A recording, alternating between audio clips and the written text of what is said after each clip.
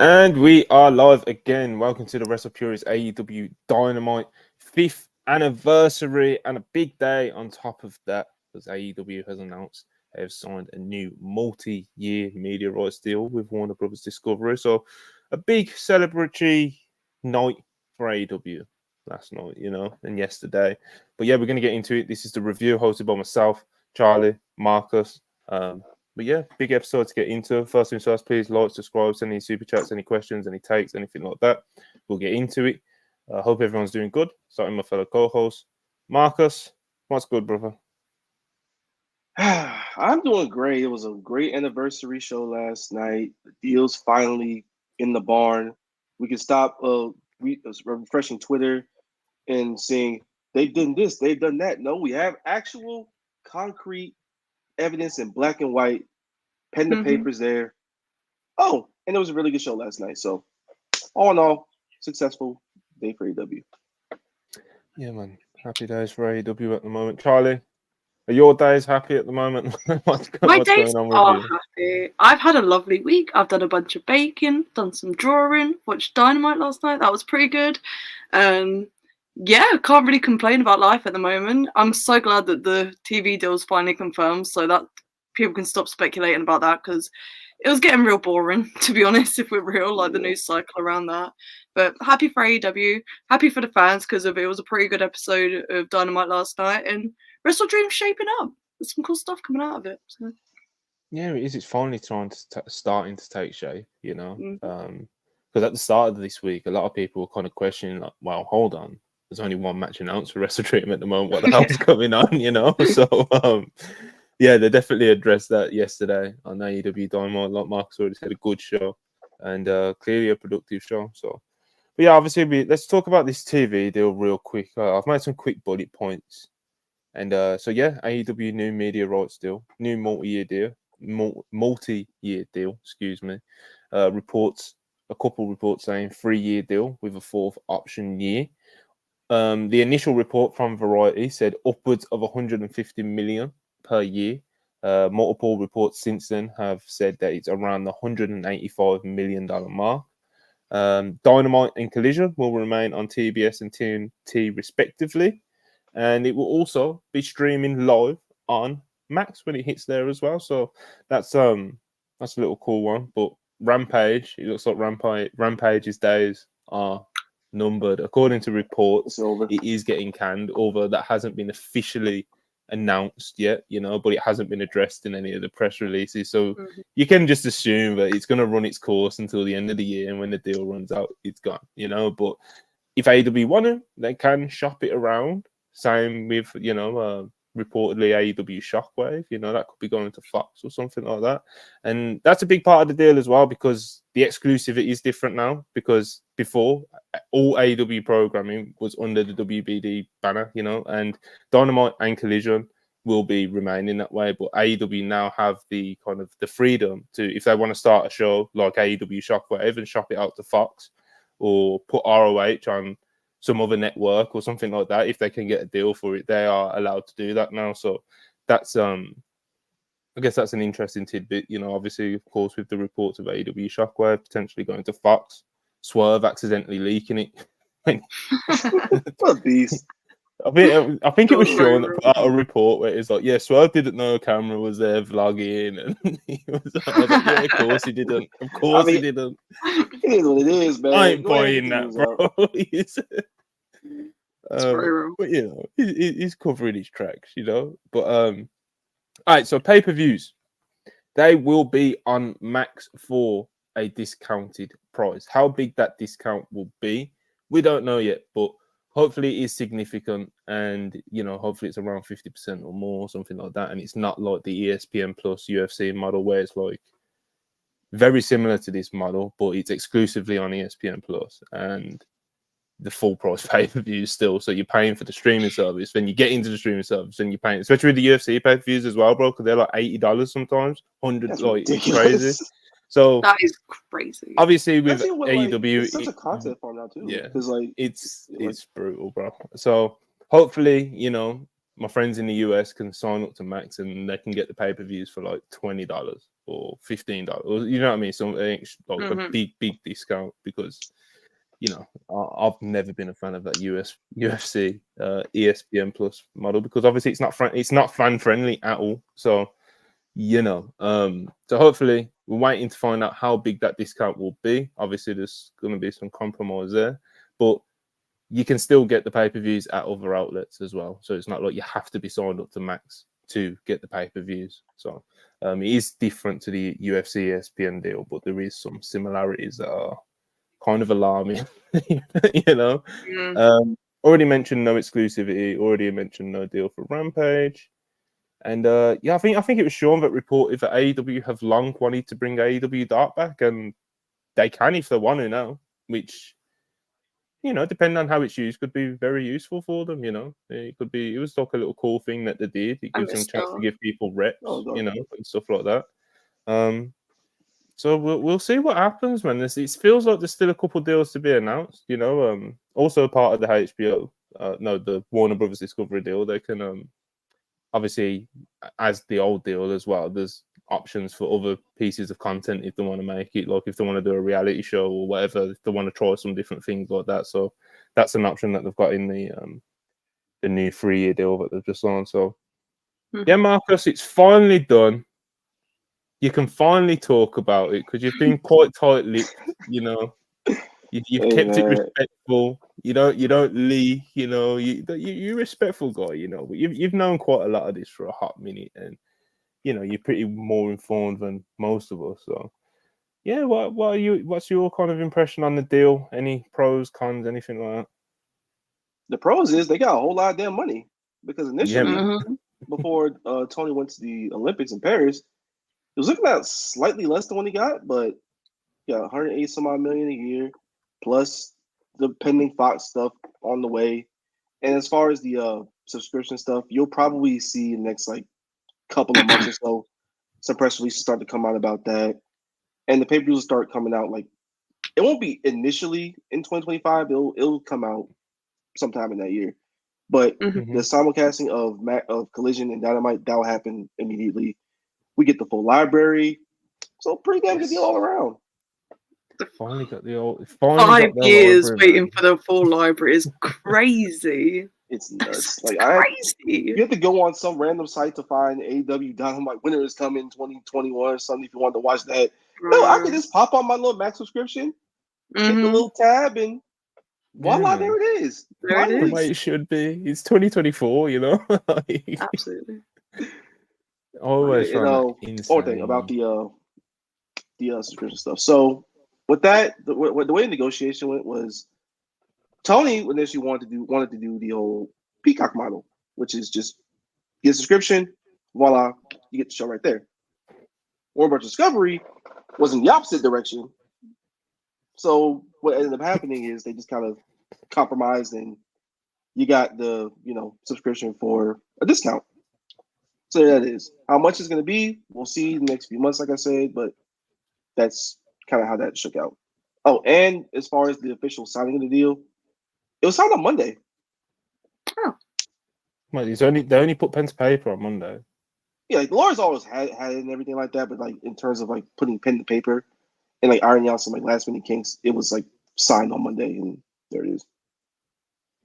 Nice one. I was going to say, because it's been agreed for a hot minute now, hasn't it? And they've been putting materials together, and it's they've been moving ahead like it's a done deal, So it is interesting to find out they only just put pen to paper. But yeah, huge deal for AEW, isn't it, Charlie? It makes them it will make them the second most profitable wrestling company in the history of wrestling. So a huge success for kind of the idea of AEW. Anyone. I know, like Dave especially, and anyone out, and a lot of the other pro AEW people have gone, kind of victory lapping, because a lot of people have just taken. A lot of people have been talking a lot of nonsense, since the start of AEW. It's never going to last. It's never going to this. It's never going to. It's going to get cancelled.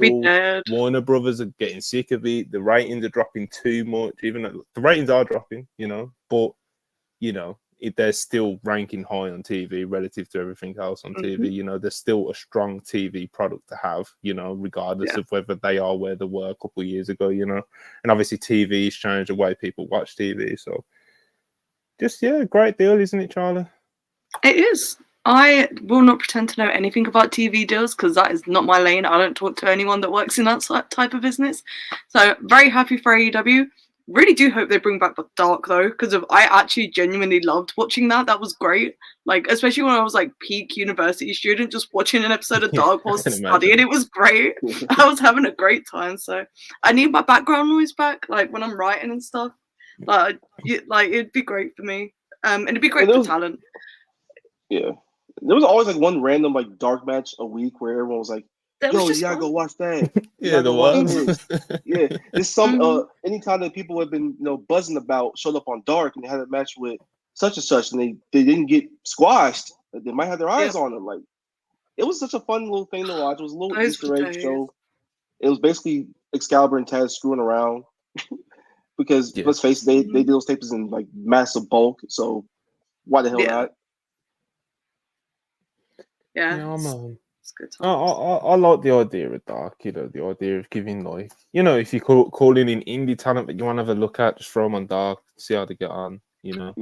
And obviously if you want to develop talents that aren't quite big stars yet or whatever, or quite there in ring wise, you can, you know, have a little run on Dark. Or if someone's coming back from injury and they're a little bit rusty, like there's definitely a lot of uses for AEW Dark, you know, it's in the same way that WWE use their like house shows, you know. And obviously, so you could make the argument, well, you know, what's the point of ROH then? You know, what are we doing with ROH? And I don't know. You know, I've always kind of. I couldn't be the first person to tell you that one, bro. That's what I'm saying, bro. And I've said it to pretty much anyone who listen to me over like however long it's been. But one thing that's just always kind of grated me with AEW is kind of like the way they structure things. You know, it's like, what is ROH? What is Dark if it comes back? Like, what is Rampage, etc., etc., you know? But I do hope that with this new deal, and if they get Shockwave, if they do something with ROH, or if they bring back Dark, like, they kind of do have, like, a structure for what the shows are, what they're supposed to achieve, you know? AEW Dark, man. I do miss it. I miss the idea of it. Whether I'd actually watch it every week, you know? Yeah, because they used to load up those shows, man. They used to put like 15 matches on the card. And some point was like outrageous.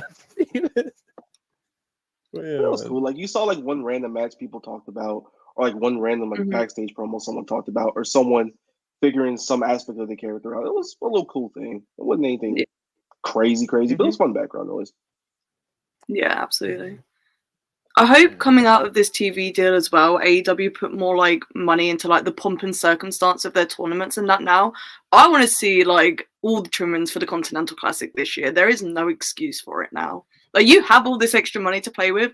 Let's make this tournament like a big deal. It already was like a pretty big deal for AEW, but I want it to be reflected in how it's presented now as well.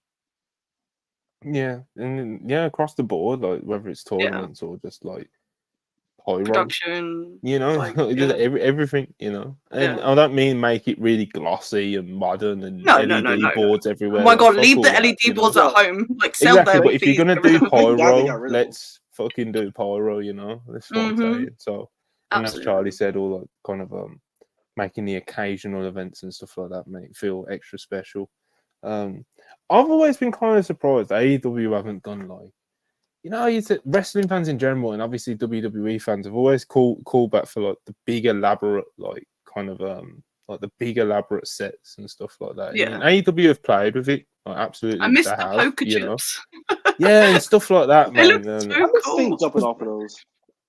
So I don't know how cost effective that'd be. Probably not much, you know. Because like you don't see it until you've already paid for the pay-per-view or you're already in the building, you know.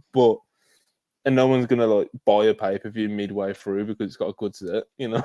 But I don't know. It pops the fans. It keeps fans happy, you know. Yeah.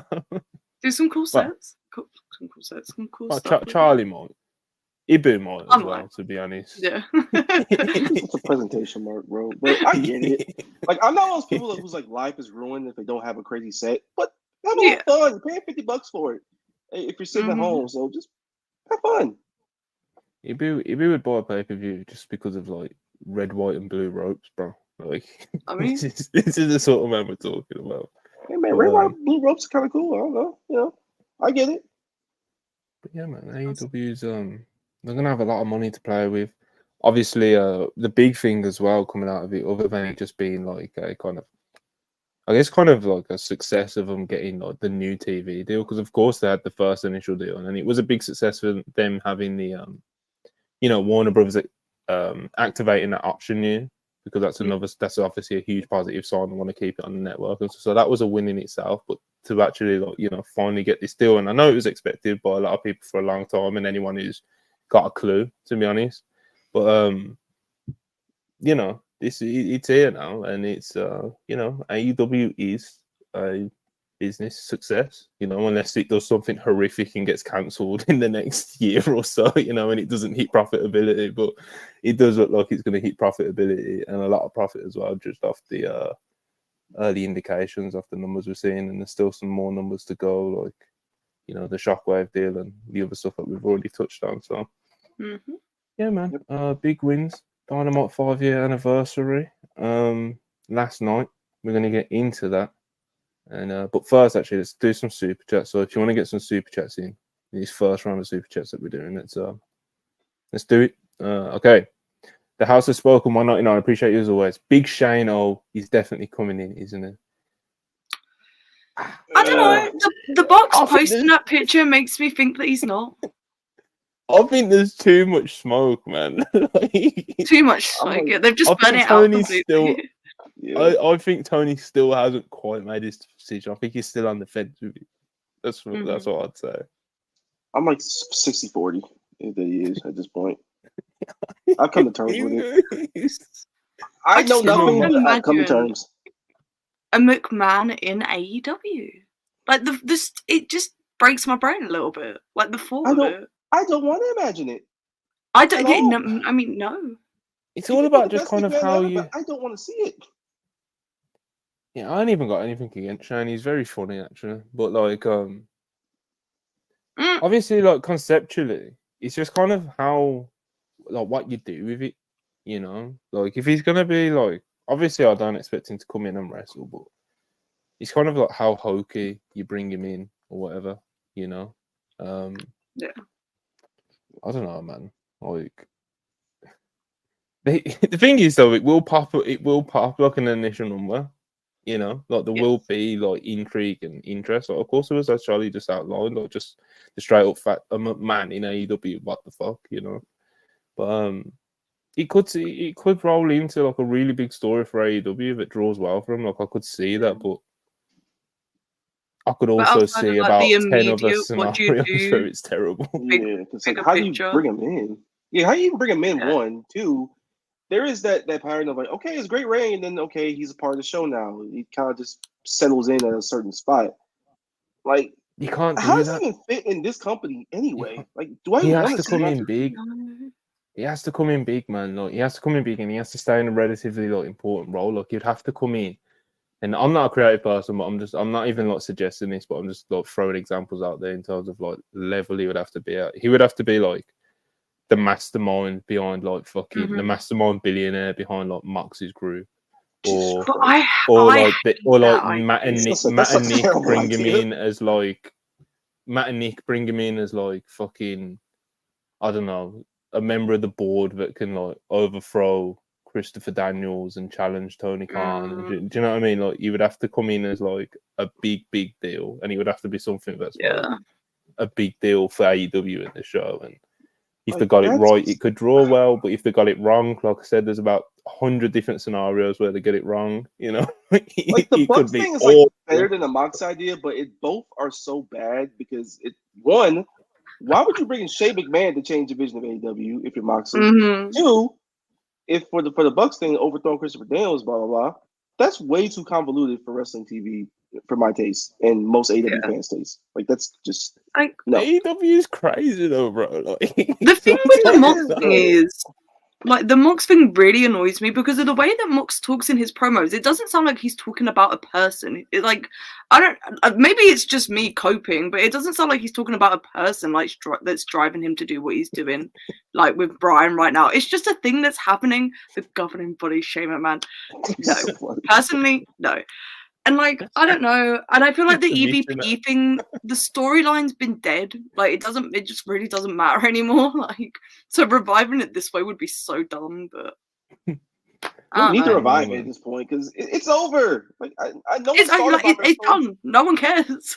No one's thought about his blood and guts. This is what it is. You know what it is, though, Chris man? Williams is there at this point. Oh, like Commissioner Shane O'Mac. I don't know, man. Why? What? Who would Mox act like? Mox wouldn't listen to fucking Shane McMahon. Like Mox don't give a fuck about a McMahon. Like, come on. There's a War Master. Oh. You know what's happening, show. You know what's happening. I'd be willing to give it a chance. Is where I'm at. I'd be willing to give it a chance because I'm gonna pop huge initially because of like just the comedic element of it, you know. But yeah, obviously, like I said, there's more ways where it can go wrong than it can go right. I think from a creative point of view, but I do think there is a world where if they get it right, it could be like huge for them, you know. Because you know, like I said, conceptually, it's a McMahon in AEW, so it's like you'll draw some interest off that, and if you can keep it rolling and build some momentum off it, then obviously that would be good. But you know, highly doubtful. Highly doubtful. Brutal. There's just something icky about Mox declaring war on AEW and then bringing in a McMahon. Like, I really hate that. He's a shooter, man. So icky. It sounds insane. Conceptually, that is just insane. He's a shooter, you know. He's yeah. So we'll see what happens there. Black Yakuza 94, $5. I don't care for tribalism, but grifters can get bent. AEW is here forever. You can cry about it, but you have to accept it. Get bent is such a British insult. I love it. I love that insult. I can't lie. But yeah, it's true though.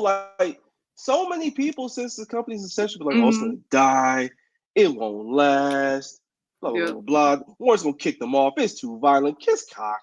They love it. If they love the plastic bag angle so much. They love John Moxley bleeding every 3 business days so much. They gave him $180-some-odd million plus Mo on the way with Shockwave. Yep. We here. We ain't going nowhere. We got infinite money on the All Elite fleet, baby.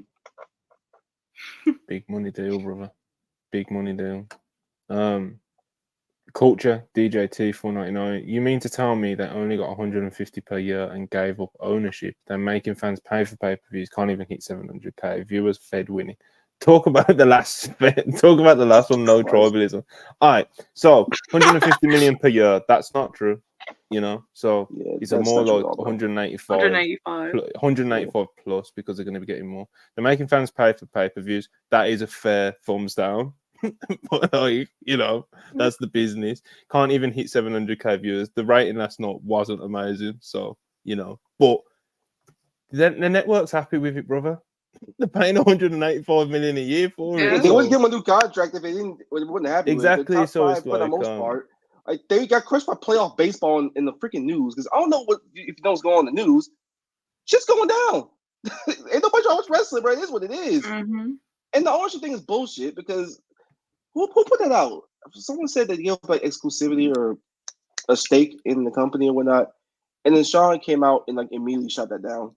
And I can tell you myself, I personally never heard anything about any ownership being given up, any stake whatsoever in the last like 5 years, especially right now. I've never been told anything about that. No one knows anything about that. It was weird how it came out, bro, because it was just kind of like sports business journals, right? It's not like it came out from fucking, you know, like some random wrestling news site, like Sports Business Journal. When they were talking about the AEW deal coming out, you know, and being official, they were like, yeah, with the deal, Warner Brothers Discovery will retain some equity in AEW, and he was like, "Wait, what? What do you mean retain?"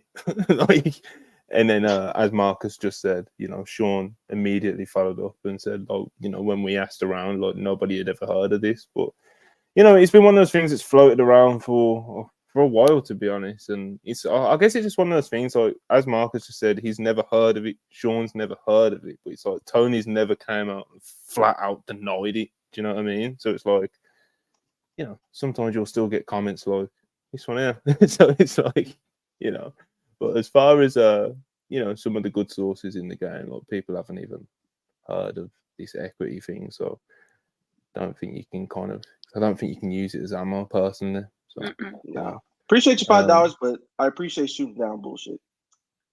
Yeah, man. Phantom FTW £5. Dynamite featured Ricochet, Brian Keith, Mercedes, MVP, Queen Aminata, Willow, Private Party, Stokely Hathaway, Prince Nana, Shelton Benjamin. Don't get these in the Fed. They do feature black talents, bro. It's like obviously it's at the top level. And shout out to AEW for putting on, but you know, that's stacking up the shows with some great black talent, because you know, and they all deserve to be on the shows as well. Like, look at that list there; they're all good, all very good talent. All like super talented people. Some of these people can main event anywhere. Some of these guys have main evented countless companies all over the world and are superstars in AEW right now. And others that in the future, like they are the face of AEW in the next like 2-3 years, potentially, if you play your cards right with them. So I was really happy, especially with Private Party. Like they actually got promo time. That was a relief. On live promo time for the first time in God knows how long. Got something set up for them. All the new music, getting their asses kicked. Yes, new music and new gear, all that. Them getting their asses beat 2 straight weeks actually led to something. Bro, it was getting spooky. It was getting spooky, bro. It was looking wild for a minute, but I am very happy that they got something. I'm very happy for all these talents that are listed on the super chat, and I am so happy for them just to be able to apply their trade on national television. Yeah, man. Good shit. And Jean-Pierre, $2. Appreciate it as always. It comes with that. Ooh, that's his obvious hashtag CryPunk. This obviously in reference to the recent report by PW Insider that it's locked in. The main event of WWE Bad Blood will not be CM Punk versus Drew McIntyre and Hell in a Cell, as that will be opening the pay-per-view, and the main event will of course be Roman Reigns and Cody Rhodes tag team. I can tune out before 1 a.m. Sign me up, man. They'll be taking on the Bloodline in the main event. So no main event, no ability to politic with the Samoans. What's going on? Nobody can politic with the Samoans, bro. I don't know why you thought he could. Like, brother, it wasn't gonna happen. You thought a show of Roman Reigns on it, you were gonna be in the main event? No, that's not this. But it works, brother. Yeah, he only lets that run if it's the Royal Rumble, you know. Like Roman Reigns is not curtain jerking for nobody, bro. It is what it is. He's but yeah, like I said, bro, the Anoa'i family when it comes to the politicking, you know. Paul Heyman's caught wind of it, bro. He's with him now, you know. He's locked in, bro. He's part of the fam, you know, and they don't lose these political wars. I don't even know if there was much of a political war. Obviously, I know it was reported that obviously there was 2 sides, and some people thought it should be Punk and Drew. Some people thought it should be the tag. But to what extent people were kind of like fighting for either side, we don't know. It could have been as simple as Roman being like, nah. Like, you know, you know damn well that's part of what it was. And besides, can you imagine this Hell in a Cell match? Punk's gonna bleed his ass off, possibly run the blade potentially, do the most insane shit ever, probably squeeze out the last like bit of real ability to wrestle a match without being in crazy pain, like for the rest of his career, just to be in the opener and Roman Reigns to just kind of power walk through in the main event for 25 minutes. I will not be there. Yeah, I can't lie. No, it's kind of funny, but at the same time, I did think CM Punk and Drew should have main evented the show. I kind of think a lot of people are starting to speculate more so that it could mean that Dwayne's going to be involved, and obviously that would make more sense if you're closing the show with the final boss, you know. But for me, like when you put Punk and Drew opening, and they're gonna do what they're gonna do. Like they're having like a feud ending bloodbath of the cage, like a Hell in a Cell match from most expectations, you know. And it's like, what they're gonna throw it? They're gonna throw Paul Bailey and Nia out there after, and it's just gonna fucking they'll have die, 20 you know? minutes of ads in between, so it's not like they ain't got time to cool down the crowd. Exactly. Oh, There's gonna be man. several ads. It's the regular old 5-match stuff they do for these pay-per-views. Mhm. You know, it'll be kosher. Oh man, I do kind of worry for, you know, because I think you know, I think Corey and Ibu tweeted about like the match order, and I think it is Bailey and Nia going on second. So it's like Jesus, yeah, So funny. Where are at they? least it was, Where? Atlanta. Atlanta, Georgia. I have no idea if that's a good wrestling crowd or not. So They'll be hot for AEW Cody. had great You know? shoulder. They'll be hot yeah. for the main event, and how hot they are overall, don't know. You know, no idea. I think it'll be a lively crowd though. It's Atlanta, bro. Cody Rhodes, the fake Atlanta. Cody Rhodes is the fake Atlanta. He is from Marietta, Georgia. That's the suburbs. That's Cobb County. That's not Atlanta. Roman Reigns actually went to college and played college football in Atlanta, Georgia Tech. So who's the real It's his Atlanta, field, Cody? bro. I know you didn't watch the cinema, but it's his field, you know. Yeah, Roman was out going to field. Cascade. You wasn't. You weren't going to Cascade. I don't know what that means, but yes. Bro, that video. It's a very famous skate rink in Atlanta. It was featured in the movie ATL, featuring starring T.I. I don't know that I've seen that, so. Yeah, I think I might walk back my opinion that people don't need to see the cinema of Roman and Cody because it's just like Roman's like talking to Cody because he played for, you know, the university. And it's like he thinks that like grants him like the key to the city. Like he's fucking just like he was all ACC. He actually played in the city. Cody's is from Cobb County of all places. So who's the real ATL? That's kind of racist. Talking about I poured blood, sweat, and tears on this field. You know, like this is my city. Like, yo, that's kind of real. I respect it. He's very much right, by the way. He's a beast. Big fan of Roman Reigns. Big fan of Cody Rhodes. Big fan of all involved, to be honest. But yeah, like I said, that's going to be the main event, and I just kind of worry with how the women are going to follow that Hell in a Cell match, to be honest. But we'll see. We'll see. Anjan P and $2. All the big Kazoo doubters stay on that side. #coin. What performance last night? Stay on that side. I just think it's time to have a proper conversation about Kazoo Shut the fuck up! Shut up! The Brits are always getting it, you know. It's always the Brits, bro. Because people deserve it. There's some British people with bad opinions. I'm just, you know. There's just a lot of us that are hard to please, you know. Obviously not me. Big fan of Big Kazoo, you know. Hey man, y'all saw that through Saikuni? Y'all see it?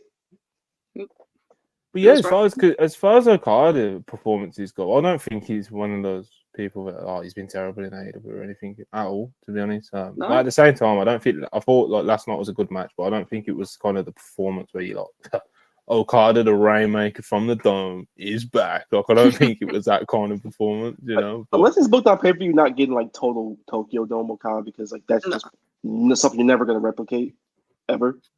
But figuring out the TV formula, he's done that and he's starting to figure that out. And the second half of that match, when they kicked into high gear, he went crazy. Both him and Danielson. So anybody say he ain't like that still, y'all can go kiss my ass, bro. Just watch that match and just feel the model. It come a Rainmaker. It's Big Kazu in the building. He's still that man. He still got the game on lock. I don't want to hear nothing. Yeah, big Kazoo, bro. You know. Don't know, $4.99. Who do you think will answer Darby's open challenge? I think Rouge would be a good pick. LFI needs more spotlight. LFI does need a good spotlight push because they're good, bro. Good collection of wrestlers. So Rouge would be fun. And Rouge is a great personality as well. So yeah, who do you think? Who's Darby? Who's going to answer Darby's challenge? I mean, a lot of people jump straight to Bobby Lashley, didn't they? That's kind of like the common opinion, Bobby Lashley. But obviously the Hurt Syndicate are kind of They're tangled feuding with with Nana, Prince and Nana right now. so you Yeah, could they see. working I with could that see promo. obviously MVP like Swerve will come back like next week or this or whenever the fuck he comes back, and then MVP's ace up his sleeve will be like, "Here's the big man," and, Yeah. and I think mean, that'll I be kind of thought Darby's introduction. Ospreay was going to face a New Japan talent, but clearly I was wrong on that one. So maybe Darby's facing a New Japan talent. It'd be funny if they got Hiromu for this. I don't know if he's available or not. I don't know if he's doing anything in Ryogoku. That's the only thing. The Ryogoku shows are the same weekend, so Zack Sabre Jr. won't be there. For anyone that was hoping he would show up again, He got prior engagements, my man. He's got a title to win and to bring back to the UK. Oh, brother. Anyway, honestly, that show's on my birthday. You're not allowed to do that. I mean, the show that he's gonna probably win it is the day before mine, so True. But honestly, in all seriousness, I probably have him wrestle Swerve because why the hell not? 2 Pacific Northwest guys in Tacoma. You have some. It'll make the inevitable Bobby thing more impactful if it does happen. Because I do have a suspicion he probably is in the background somewhere, and just have them run into each other. Why not? Be cool. WrestleDream. Book dreams. Book dreams. Darby would have to. Darby losing though. How would you put the finish? Me. Just have somebody win. Who cares? My thing about this stuff is if you believe in your creative process and you believe in the ability of your talents to overcome certain things, because Swerve WrestleRing starts with the FTW title like a second match, and then they had all bunch of arguments about who's going over there, who's going over there. If you believe in yourself as a talent, if you believe in your process as a creative team, you figure the rest out later. Hiromu's booked. It's kind of not to know Hiromu then, but like I think with that one, it's kind of everything's because case by case, isn't it? In most cases, like 100%, I'm actually with you, Marcus. But like with this one, it's because like Darby, the impression seems to be that like he's been knocked down, but he's going to climb back up and he's going to be like world champion by the end of the year, early this year. So it's like they're doing something with Darby in that sense. And obviously Swerve, he's just obviously lost to Hangman, wanting to come back. It's like I wouldn't have him like losing to Bobby or anything like that. So it's like when you put them together, Swerve versus Darby, it's like on the current trajectories at the both fight, it's kind of like, what do you do? Do you just knock Darby down that little step further to kind of give him a bigger mountain to climb? Like you could do that. I don't think that would be like terrible, but I think Swerve like can't lose. Like I definitely wouldn't have Swerve. This is what I'm saying. Like Swerve literally can't. So Adam Cole. That'd be so weird. I don't know. There was that report that he's expected back soon. I mean, that's lovely for him, and I'm really happy for him that he's getting healthy again. But would you have Adam Cole lose on his return? Because Darby needs to win, really. He'd beat Darby. Well, see, Swerve is like the one talent I make an exception for Darby not winning that match. Only because, in a way, you can set it up to where Darby is going to eventually beat Mox for a title. Like, we can all agree on that. And you can just have him, you can set something up down the line for when Swerve does challenge for that belt again against Darby, and he can get that win back at some point, and you can just build a story off of him losing to him a couple of times or whatnot. And just figure some shit out. I thought Bandito at one point, but I don't know if he's clear or not. Bandito would be fucking cool. Oh my god, I would pop so loud. But, I would I'm be looking so at happy looking to at the see chat. Look at it. When I first brought up the topic, like, the only name that caught my eye was Swerve, and it wasn't even someone suggesting Swerve, and Marcus said it. Then it was like, but like I said, it's you probably have to have Swerve go over and just kind of play it of like Darby's just on like a downswing at the moment, because obviously he just lost the Mox match, and then you kind of go into him having another loss, and then he builds himself back up from that, but. Ooh. Yeah, Swerve. I don't know that Copeland would be ready yet. That feels a little bit soon, just considering his age and the injury return timetable. But I think him coming back there and losing to Darby wouldn't be like a major deal. People wouldn't really care. Yeah, that would be cool, bro. If Copeland Not in a came back. negative way. They would care that he came back. They wouldn't care if he lost. Yeah, I don't think. Yeah, Yeah, like, Copeland's he's obviously bulletproof. Copeland, isn't? Yeah, he's bulletproof. Bro. Yeah. He's Hall of Fame legend. Yeah. You know, like It would be he's very, all right, bro. very fitting, considering he Um, saved Darby from Christian in the main event last year. Now that I'm thinking about it, Copeland actually makes a lot of sense. Where is he recovery wise? I don't. Yeah, there hasn't been an He update is on him in a training hot minute. again. So He is he posted that picture with FTR not that long ago. So he is training again. Like, I'm not he setting trained myself up again. for disappointment. Like, he shattered his damn leg and he out trained again. Meanwhile, Adam Cole's been out for a damn year because of an ankle. Bandito had a wrist injury that's kept him out for over a year because they screwed the surgery up and had to do it again. And we don't know if it's good or not. But yeah, obviously we just threw around a couple interesting names. It's he's an interesting one though, because like Bob. Obviously, if you bring in Bob Lash, it's like, and like I said, a lot of people went straight to that assumption. It's like, no, I don't think that would be a good idea. It's like, who, you know, I don't know. I don't know, man. Okay. Roosh, like the super chat says, Roosh Raw wouldn't be a bad idea, bro.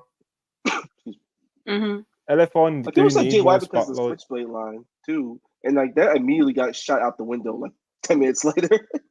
Yeah, it did. Anjan PN $2. The Kenny Tanner video breathed new life into me. Hashtag cheers. Yeah, they did the little interview we are so video back. thing. I pray for this and it happened. Charlie, we pray for this and it happened. Monty, we pray for this. And it happened. I'm so happy. Bro, the fact that Kenny's probably going to be back for Wrestle Dynasty. Oh my god. And we got a match set up for that potentially too. Come on now.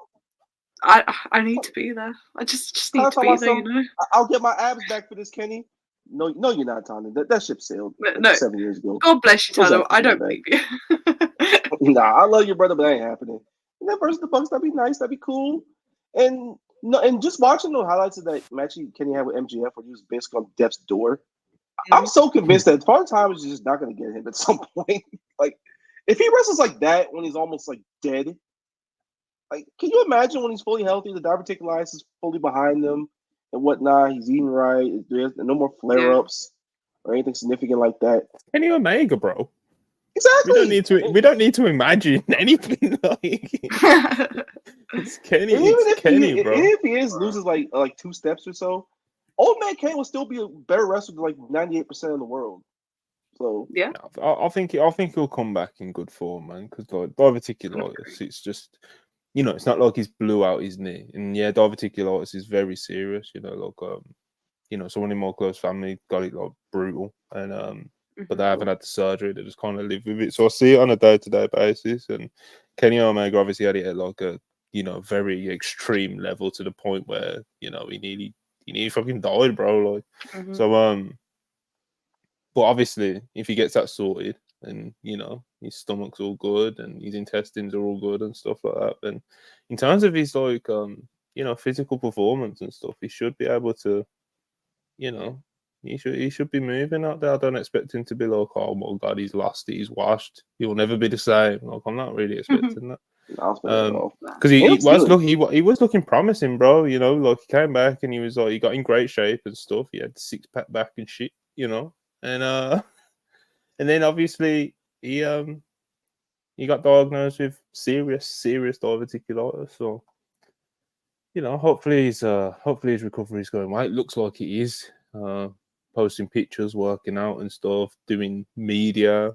Looks like he's going to be back at the start of next year. So we're praying for Kenny. I missed him so bad. We're almost there. It's been a long year.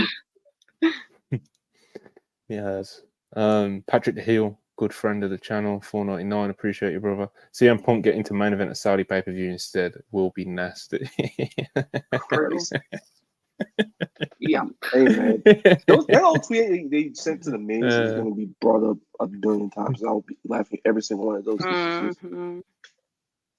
Is CM Punk even doing the Saudi show? Like, is that even been confirmed? I don't know. Like, I don't actually think it has, because like, I think in recent weeks, someone super chatted Deeb asking him, and he don't seem to know. And obviously, nothing's been announced yet, and there's been no reports of whether he'd be open to the idea or not. Because, if you followed him over the past few years, you would suggest that he probably would have some reservations about just doing it. But at the same time, money talks, as it has with many other superstars and stuff like that, with Indeed. the Saudi things, and people have different opinions and that on it. So we'll see. But the idea of him being like, "Ah, man, you can make Triple H thinking he's doing him a favor, like, listen, you can't do it at Bad Blood, not Atlanta, Georgia, but Saudi." Now, CM Punk's like, I that's don't even. promising. CM Punk's like, I don't even want to go Saudi, bro. Like, Here's oh, $10 million man. for one match. How's that sound? Okay. Crazy. But yeah, we'll see what happens with that one. Showtime Spurs $5. Appreciate it as always. So, who is Darby's open challenge? Adam Cole, Bob Lash, Hiromu Takahashi. Obviously, we just kind of unpack that one. No Hiromu. Yeah, ain't gonna be Hiromu, but other than that, I have zero clue. I don't think it's. The more I look at the card in Ryogoku, I don't think there's going to be any New Japan talents. Like the bigger names on the cut, like on WrestleDream, they're all fucking booked. Yeah, they got business to take care of in New Japan, so I ain't gonna got happen. big business. It's why we're getting Minoru Suzuki on the pre-show is what you're gonna get. Let's be real. Yeah. But mind you, it's not really worked New Japan in God knows how long. So he's an outsider. I miss El Desperado. No, I'm not saying El Desperado is going to show up at WrestleDream because he's not cleared right now, but I just miss him. Maybe he will show up at WrestleDream. I don't know. Who knows, man? But yeah, I have no clue what this is going to be. This is a I have genuine no idea. Vacant $4.99. In remembrance of Rampage, what are some of your favorite Rampage moments? And Marcus, why is it Punk's debut? Why am I getting this super chat? That was a random First of all, Kenny versus Christian on the first Rampage is my favorite Rampage moment. And then the John Moxley versus Wheeler Yuta match where Yuta bled all over the place. Oh, the women's street fight. Which I was live in attendance for. There's so many of them. They're so good. Yeah, there's a lot. Like, you can say what you want about Rampage as a show, and yes, it's had its problems over the last year, but there have been some really cool moments. And sadly, the Punk moment was pretty damn cool at the time. It's pretty cool. We didn't know what was going to happen a year later, but Yeah, but Punk's debut is definitely my number one.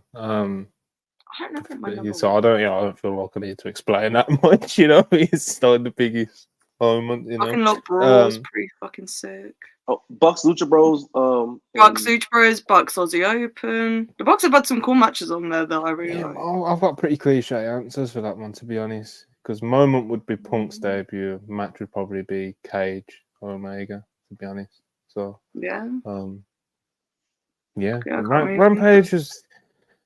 I'll never forget the optimism going into Rampage. Mm-hmm. They're getting another hour. We're all fired up for it, and it started off really good, and then as he just to think where it is now, it's just at whatever point it was when they realised that they're not going to be able to hold it at a certain level of rating or viewership. It's like they just decided, this is just I'm just going to punt. And it just became just a show that stuff happened on. It didn't have any meaning or anything.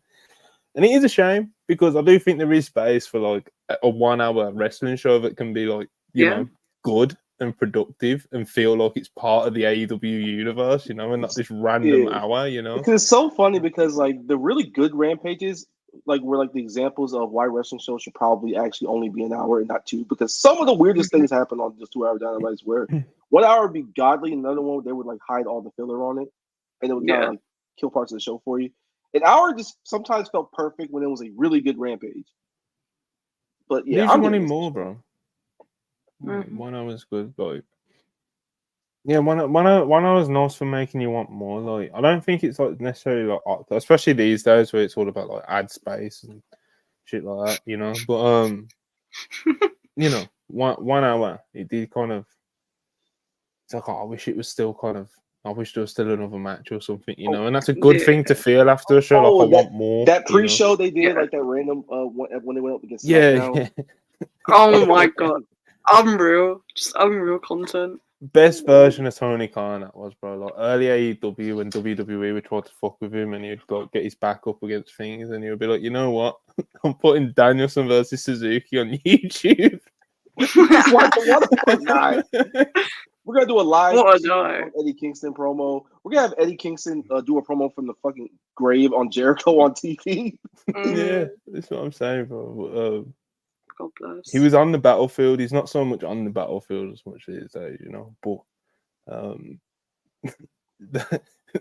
that version, that era of Tony Khan is probably my favorite, definitely. Yeah, got some good content out of that. Absolutely. Short-term Spurs, structure question mark. I hope you're right, Monty, but they're filming Collision today with no matches announced ahead of time. Are they actually? I didn't realise Collision was taped. Yeah. I'll be looking for the spoilers later. Thanks. Shout out. AEW, man. God bless them also. This is such a weird like time period right now because there's like so many like important things like bumping up against each other. It was like All In, All Out, and it was Grand Slam, and it was the Time Tuesday thing, the anniversary show, then all of a sudden WrestleDream is here next week. Yep. But yeah, it's been something every week since like All In. It feels like. It's like, damn, how do you space all this shit out? Yeah, they need to rework their end of the year. I think because they need to really look at the like it's. I think it was like Joe talking about it earlier this week or something cool, whenever. But like, so people we talk about the schedule and it's like, oh well, you know, they have to do this because they got this pay-per-view. It's like they pick the schedule. It's like it's not like Warner Brothers are like, oh, you have to do your pay-per-view on this date. Like they don't give a fuck for them. Obviously they do now because it's on Max, you know, in 2024. But like even then, they're still not going to be like, oh, you've got to do it on this exact date. You know, they'll probably say you have to do a certain amount a year, but they're not going to be like, oh, it has to be on November 13th. You know, like they're not going to do that shit.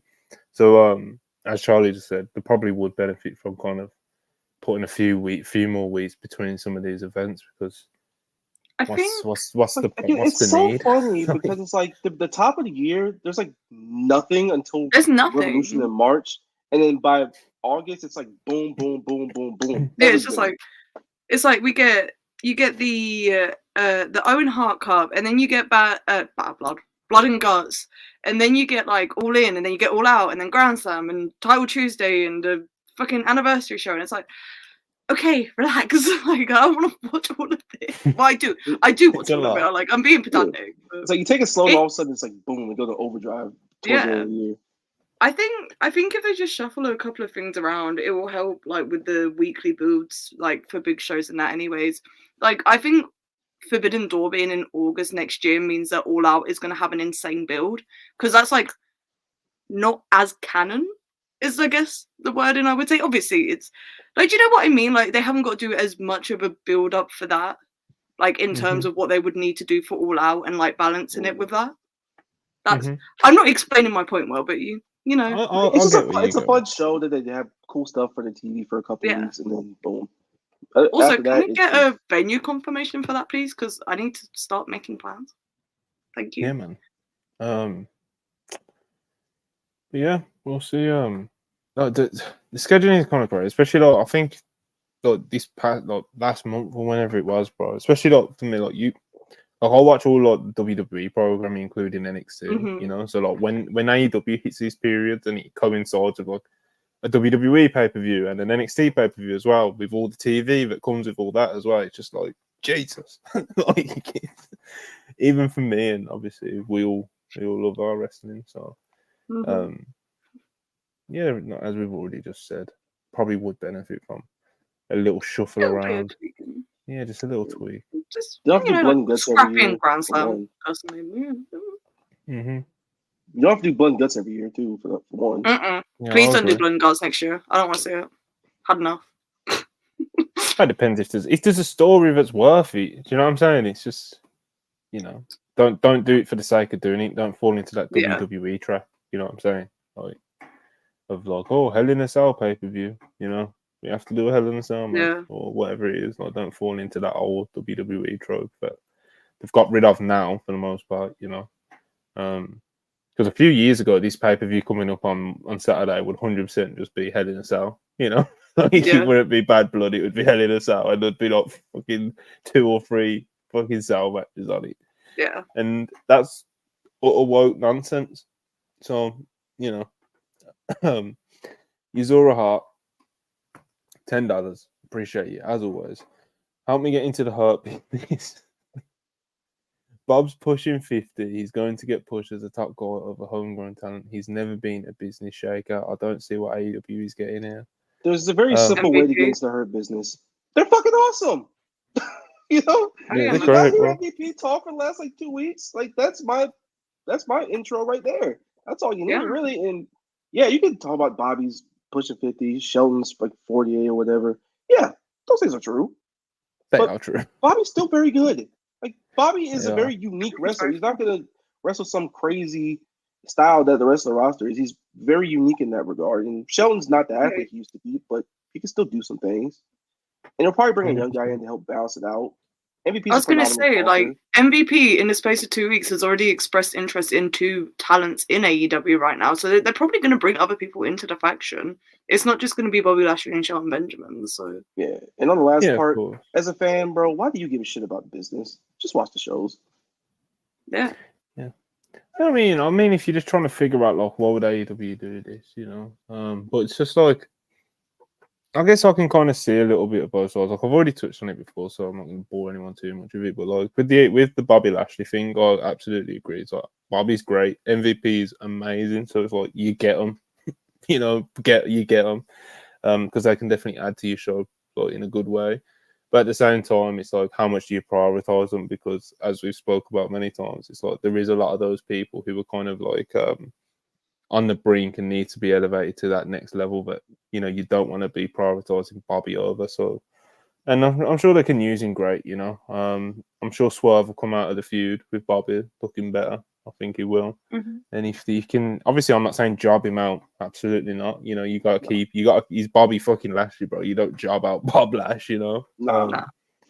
But if you keep him, you know, you keep him strong, and he puts over like people to elevate him to the next level. Obviously, Swerve's already a former world champion, but if it was someone like, I don't know, like Daniel Garcia or someone like that, you know, that would be big for him. So, but yeah, I think AEW do need to be focusing on Takeshita's. Obviously, there's that recent report that he's about to get a big push, so that fills me with some optimism. You know, Garcia, Private Party, all these different people that are they just need to be elevated to that next step because it's been time. Do you know what I mean? So, yeah, like it's sure got the pot time with those guys. And yes, there's always a balance you guys strike with this type of thing because they are great. They are old, yes, but they are still valuable assets. But also, don't forget about the assets you do have at the same time and bring them up with them. That's all. They're good enough that you do just get them, bro. Like, fuck, I don't care if he's 50, 60. You know, if he's good and he's still in Bob Lash shape, and you sign him up, you know. Like, MVP is a great asset. I think he's going to be a manager. Oh yeah, 100%. Anybody. And in late stage Vince WWE, he was cutting phenomenal promos, and now he gets to say shit in his own words. Are you kidding me? I don't even think this will be much of a hot take, but out of the 3, I think he's the best signing. MVP, Lashley, and Shelton.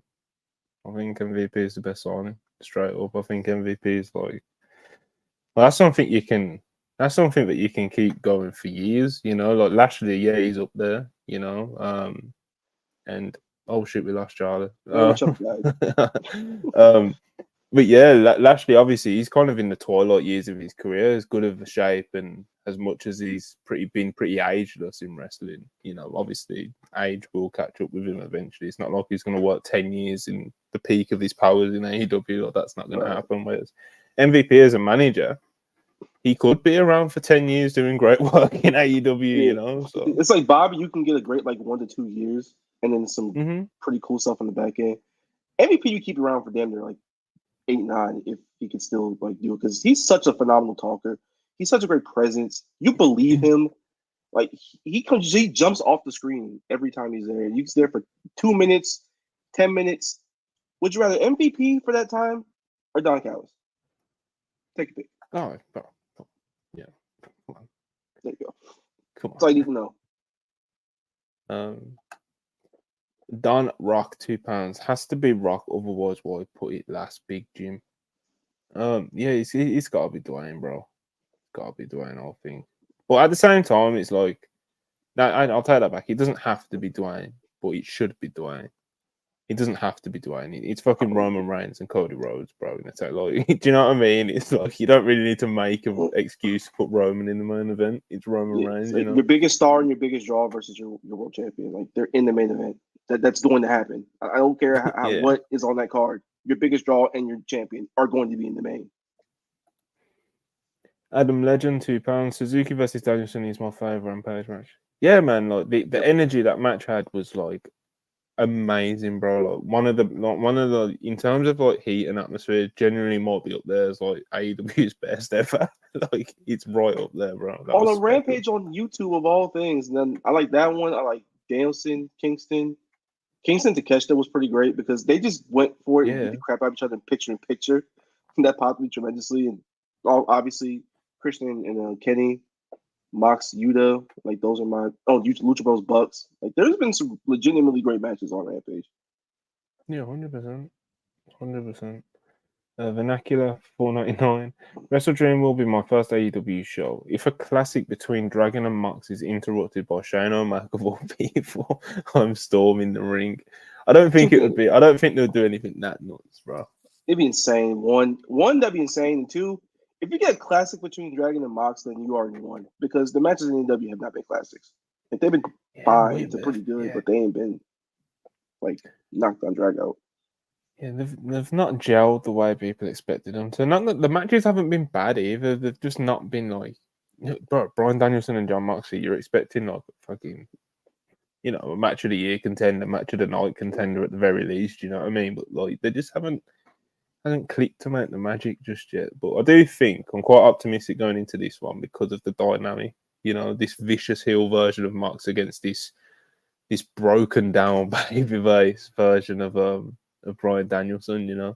So I think they are set up to have their best AEW match yet. But Shane O'Mac coming out at the end or interrupting it, I don't think that's how they'll play it. that would be aggressive. That would be incredibly aggressive, and I might have to hog tie Tony Khan for doing that, bro. I can't lie to you. Where's Charlie, bro? Charlie's dead. She just disappeared. Bear with me, chat, because I'm gonna check our DMs and just see if she's said anything. Because a battery might have died or some shit. Yeah, nothing in the chat. Let me just. Charlie, are you alive? Wellness check. Wellness check. You alive, Chuck? Send. All right, sorry, people. Anna's assault on $2. Big Takeshita merging Okada and Will's belts. That'd be great, bro. I'd honestly be for it, man, because we don't need both of them. Like the Continental title's been pretty pointless. They could have just done a trophy at the end of that tournament, It's like I'm not mad at it if they do, because honestly, it would probably help the belt problem that people like to point out with AEW. Plus, having an Intercontinental Championship is perfectly fine with me. I don't care if you're scared of copying the name. New Japan used it for over a decade, damn near, and it was easily the second most important title. Main eventers held it. Like it's okay. I'm fine with it. Just merge the damn things. I think I'm actually for it, to be honest, because like I said, like Takeshita's one of those people who needs to be elevated to the next level and stuff. And I guess obviously with the timing of that report coming out of him about to get like a Porsche and stuff, and obviously the angle they did last night, which we'll get into, like with him attacking Ospreay and Ricochet, you can just go, oh well, they're going to put the international title on him in that freeway, but it's like I'd like him to really like drive it home, and if he beats fucking Ospreay and Okada, that's like, yo, this guy is him, and that's the sort of push I think he deserves, Plus, it'd be cool if you like tell a story of to get ready for that potential Okada matchup down the line. He wins his first championship and gets a taste of what it's like to be a champion. And if you just blitz through the Continental Classic and they get to that match and he wins that, that's like, oh shit, like Takeshita's that guy. yeah, that's the push that I think he's deserving of. Like, that's what we need with him. Need to elevate into that next step. He's far too talented to do nothing. Yeah, because my whole thing I've been fucking campaigning for like the past like month or so, or probably a bit longer, is like why are we waiting so much for the Okada match? You know, so let's have Wrestle Dynasty be the third match. You know, like let's do it. You know, because they've been teasing it. So like, they could have done the first one on like Grand Slam or last night. You know, then you do the next one at like Full Gear. And then you do the third one at Wrestle Dynasty, like the trilogy ender, you know. But obviously they're going in different directions, so that's kind of pointless now. Even though they tease the Continentals, like whatever. So yeah, if they did go with that sort of push, I would not be against it, because I'm ready to see the rocket strapped to him, man. And we all. Okay, AEW Dynamite 5th anniversary. Charlie's Intimate is like dead, but she's in the chat and she's with us in spirit, you know. So we're gonna eating cauliflower cheese in the background, whatever she's doing. Baking Hey, food and writing down notes about wrestling. Whatever it is that Charlie be doing, bro, she got it. Yeah, she's making herself a crumpet and a cup of tea. You know, she's doing her thing. All right. AEW Dynamite, October 2nd. 2024 5th anniversary show. I didn't make any notes today because I'm unprofessional, and I'm using Brian Alvarez's recap to keep up to date with the order of the show and the segments and stuff. So if I miss anything, you can blame Brian Alvarez. We got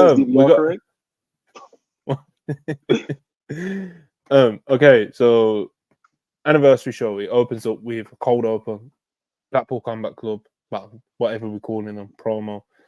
And yeah, it was just another kind of cold, heartless, spiteful promo, you know. Claudio and Pac, they were speaking to Wheeler, saying that they knew he'd make the decision and he just had to do the right thing. Moxley started his Marina Shafir spoke in like Russian or whatever it is, Moldovan. You know? Moldovan, some sort of European, you know. But yeah, and then Moxley comes in at the end, you know, looking spiteful, and he opens up with like, "I prayed every night that you didn't win the world title, Brian." He's like, Jesus, God damn! I prayed every single night, and now that you have, here we are. And he's going to give him a gift at WrestleDream, and the gift is going to be that he's going to be able to go out on his shield like a warrior, in front of, you know, in Washington, obviously his hometown, and he's going to be able to go. He's going to be able to leave his career through the front door, you know, and that's Moxie's gift to Bryan Danielson. But yeah, just Moxie's locked in, bro. These promos at the moment really sadistic, really just like cold. Really drives the point home. You lock in, you hang on every word that he says. And as far as for the rest of the group, they all come across really like menacing and just like great. You know, Marina Shafir especially, it's done wonders for her in her TV presence. And I like these cold opens, Marcus. I love them. Like, the best thing I can say about every single one of them is that they're fucking terrifying. Like, just imagine, it's the 5th anniversary of AEW Dynamite. Pop circumstance, TV deal signed. We here to stay. Going on, Max, and you open with Moxley threatening to kill Bryan Danielson, and Pac and Claudio like alluding to potentially wanting to kill Willie if he doesn't do the right thing, kiddo. Like, it's like the most menacing shit you could come up with. But it's striking the right tone for this character that Moxley's trying to get across to the audience. Pac and Claudio are fantastic, both in the ring, and their presence in this has been great. Like Claudio comes off as a bully, and Pac is just a bastard. And even Marina, like, she's come across well. This is the best presentation she's had like ever in life on wrestling TV anywhere. Like, she doesn't have to do anything. Just stand there, be menacing, kick people sometimes when they tell you to kick people. Don't do it too much because I don't need you kicking the shit out of Bryan Danielson at WrestleDream. Like, let's not do that.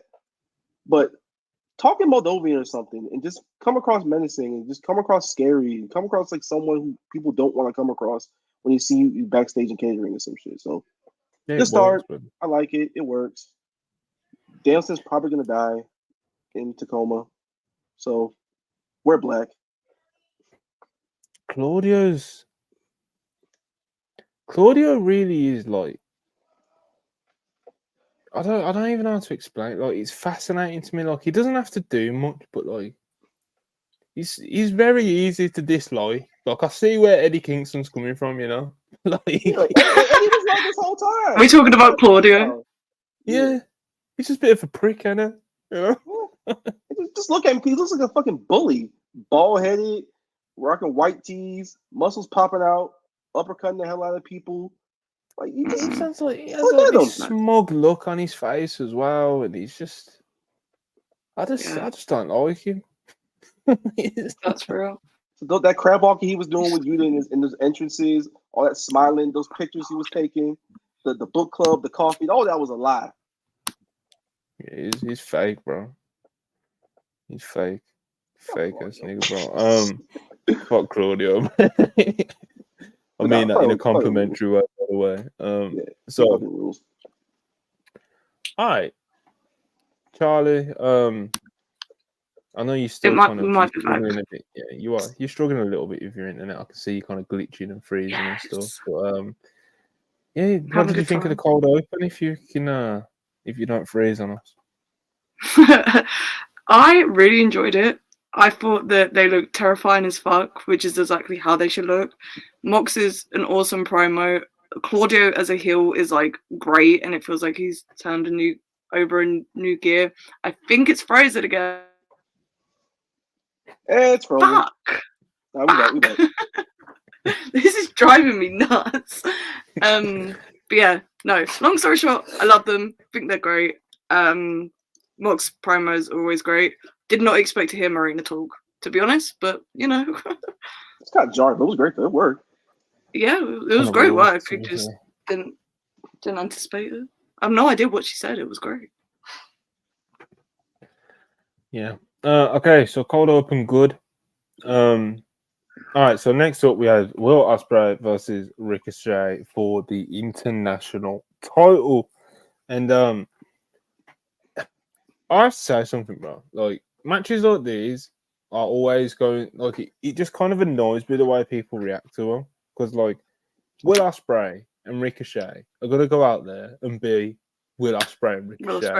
Yes. For all their quirks, or whether you call it pros or cons, or whether you hate it or love it, they're going to do what they're going to do, you know? And it's like, I don't need to see your fucking essay about why it sucks and why you hate it every single like if you're doing it every single time to like dynamic flyers or whatever you want to call them face each other, you know, it becomes really boring when it's every single time. And if it's the first time you ever say it, then fair enough, and you just like you're putting it out there like this ain't for me and this is why, and I'm just a fan giving my opinion. But when it's like, you know, if Ospreay wrestles Pac, or if Ricochet wrestles fucking this person or that person, it's like, and they do like one of those, like, you know, the fucking flippy sequency things and stuff, whatever, you know, it's like, and you come on Twitter and you see dissertations and people are clapping back about why it's good, actually. It's like people, like, if you don't like it, you don't have to explain and shit on it every single time, because you should know as a wrestling fanboy now going into it. I knew what Will Ospreay and Ricochet were going to do. Is it for me? Not necessarily, but at the same time, I don't turn on. Like, I enjoyed the match, like, but at the same time, it didn't have me jumping up and down and shit. Do you know what I mean? Because that sort of shit just don't really. And when they did the whole, like, you know, the handspring into the ropes and flip back and did like the superhero pose thing, did I roll my eyes a slight little bit? I might have, but at the same time, it was a good match. I can appreciate the athleticism and the dynamism and stuff, and I'm not on the timeline like fucking again writing dissertations about why this style of wrestling is bad every single time there's a match like this that happens. This is ruined wrestling. I don't. Like, no, shut the fuck up. Go eat your beans and toast and cauliflower cheese and get out of my face. Again, if it's your first time saying that you're not into this style or whatever, then like cool. Like, but if it's just like every time Ospreay has a match, you have to tell us why he's not for you and why he's actually bad, bro, and why, like, it's just I'm just overseeing the same fucking points being made like, again it's and like, that's again, what's up, bro. and the same I don't care. counterpoints. It's just boring. I don't care. I'm waving my shirt at the damn TV while he's doing that. You can have your little dissertation, your little fun over there. Stay on that side. Don't tune in. Jesus. But yeah, I do have issues with the finish, but let's talk about the match first. The match, as I said, I've just had my little rant and got that off my chest. I thought the match was kind of what I thought it was going to be. They did a lot of stuff. A lot of it was impressive. Some of it kind of I was, whatever with. But I thought they had a nice display of what both of them can do in the year of 2024. How they've came along since that match since 2016. I thought it was quite good. I didn't think it was like exceptional or amazing, but at the same time, I didn't think it like under delivered and was like terrible or whatever. It kind of gave me kind of what I expected up until the finish, which we'll get to. So, Charlie, Ricochet, Ospreay, talk to me. Flips are good. No, I was actually quite pleasantly surprised by this match. Like, I knew that I was gonna like it, but I just kind of thought that it was gonna be more of. I don't like using the word spot fest because of such the negative connotations, but like, do you get what I mean? I thought it was going to be more of an exhibition than it was, but there was like some real story behind the wrestling they were doing, and I really enjoyed that and appreciated it. I guess we'll get into the finish in a bit, but the spot off the barricade was absolutely crazy, and Ospreay terrifies me every time he does that sort of shit. The fucking trading poison ranas and doing all that type of shit, and I don't think Ospreay's gonna have knees by the time he's 35. Like landing that flip. Yes, he should be doing stem cells like yesterday if we're real, but like landing that spot and like not moving, so like all that impact is just going straight on his knees was crazy. But no, I really, really enjoyed this match. The shot at the beginning, like, they do that classic shot of like they do like one guy's hand and you see the other guy in the distance, just highlighted how much I hate Ricochet's gear, to be honest. I kind of wish they didn't do that, or they had done it the other way around. The farmer's glove. Yeah, sorry. But no, I really like this. When they have their eventual singles match that comes to an actual conclusion, it's going to be sick, I think. Good stuff. Yeah, I had a whole lot of fun with this. I was not shocked at Ricochet and Ospreay having a great match because it's fucking real Ospreay and Ricochet. Yeah. we got the BOSJ spot at the beginning. I'm like, okay, well, we in for it. A nice little callbacks, yeah. We got stuff on the barricade, the Oscar spot on the apron. That's always great. Ricochet turned the damn roll through into a driver. I was like, yo, what the fuck? We getting inventive. Oh. He went from being a professional for the last like 3 weeks of his run in AEW to we get Ricochet back. Yeah. We got a shooting star. She brought the shooter back. Did. Yeah, they trained runners and all that.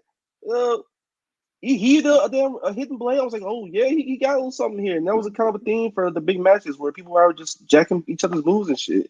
Yeah. And possibly doing it better than them. Well, then again, Ospreay has like ridiculous amounts of power behind it. He might be killing people with it for real, which he did in the end.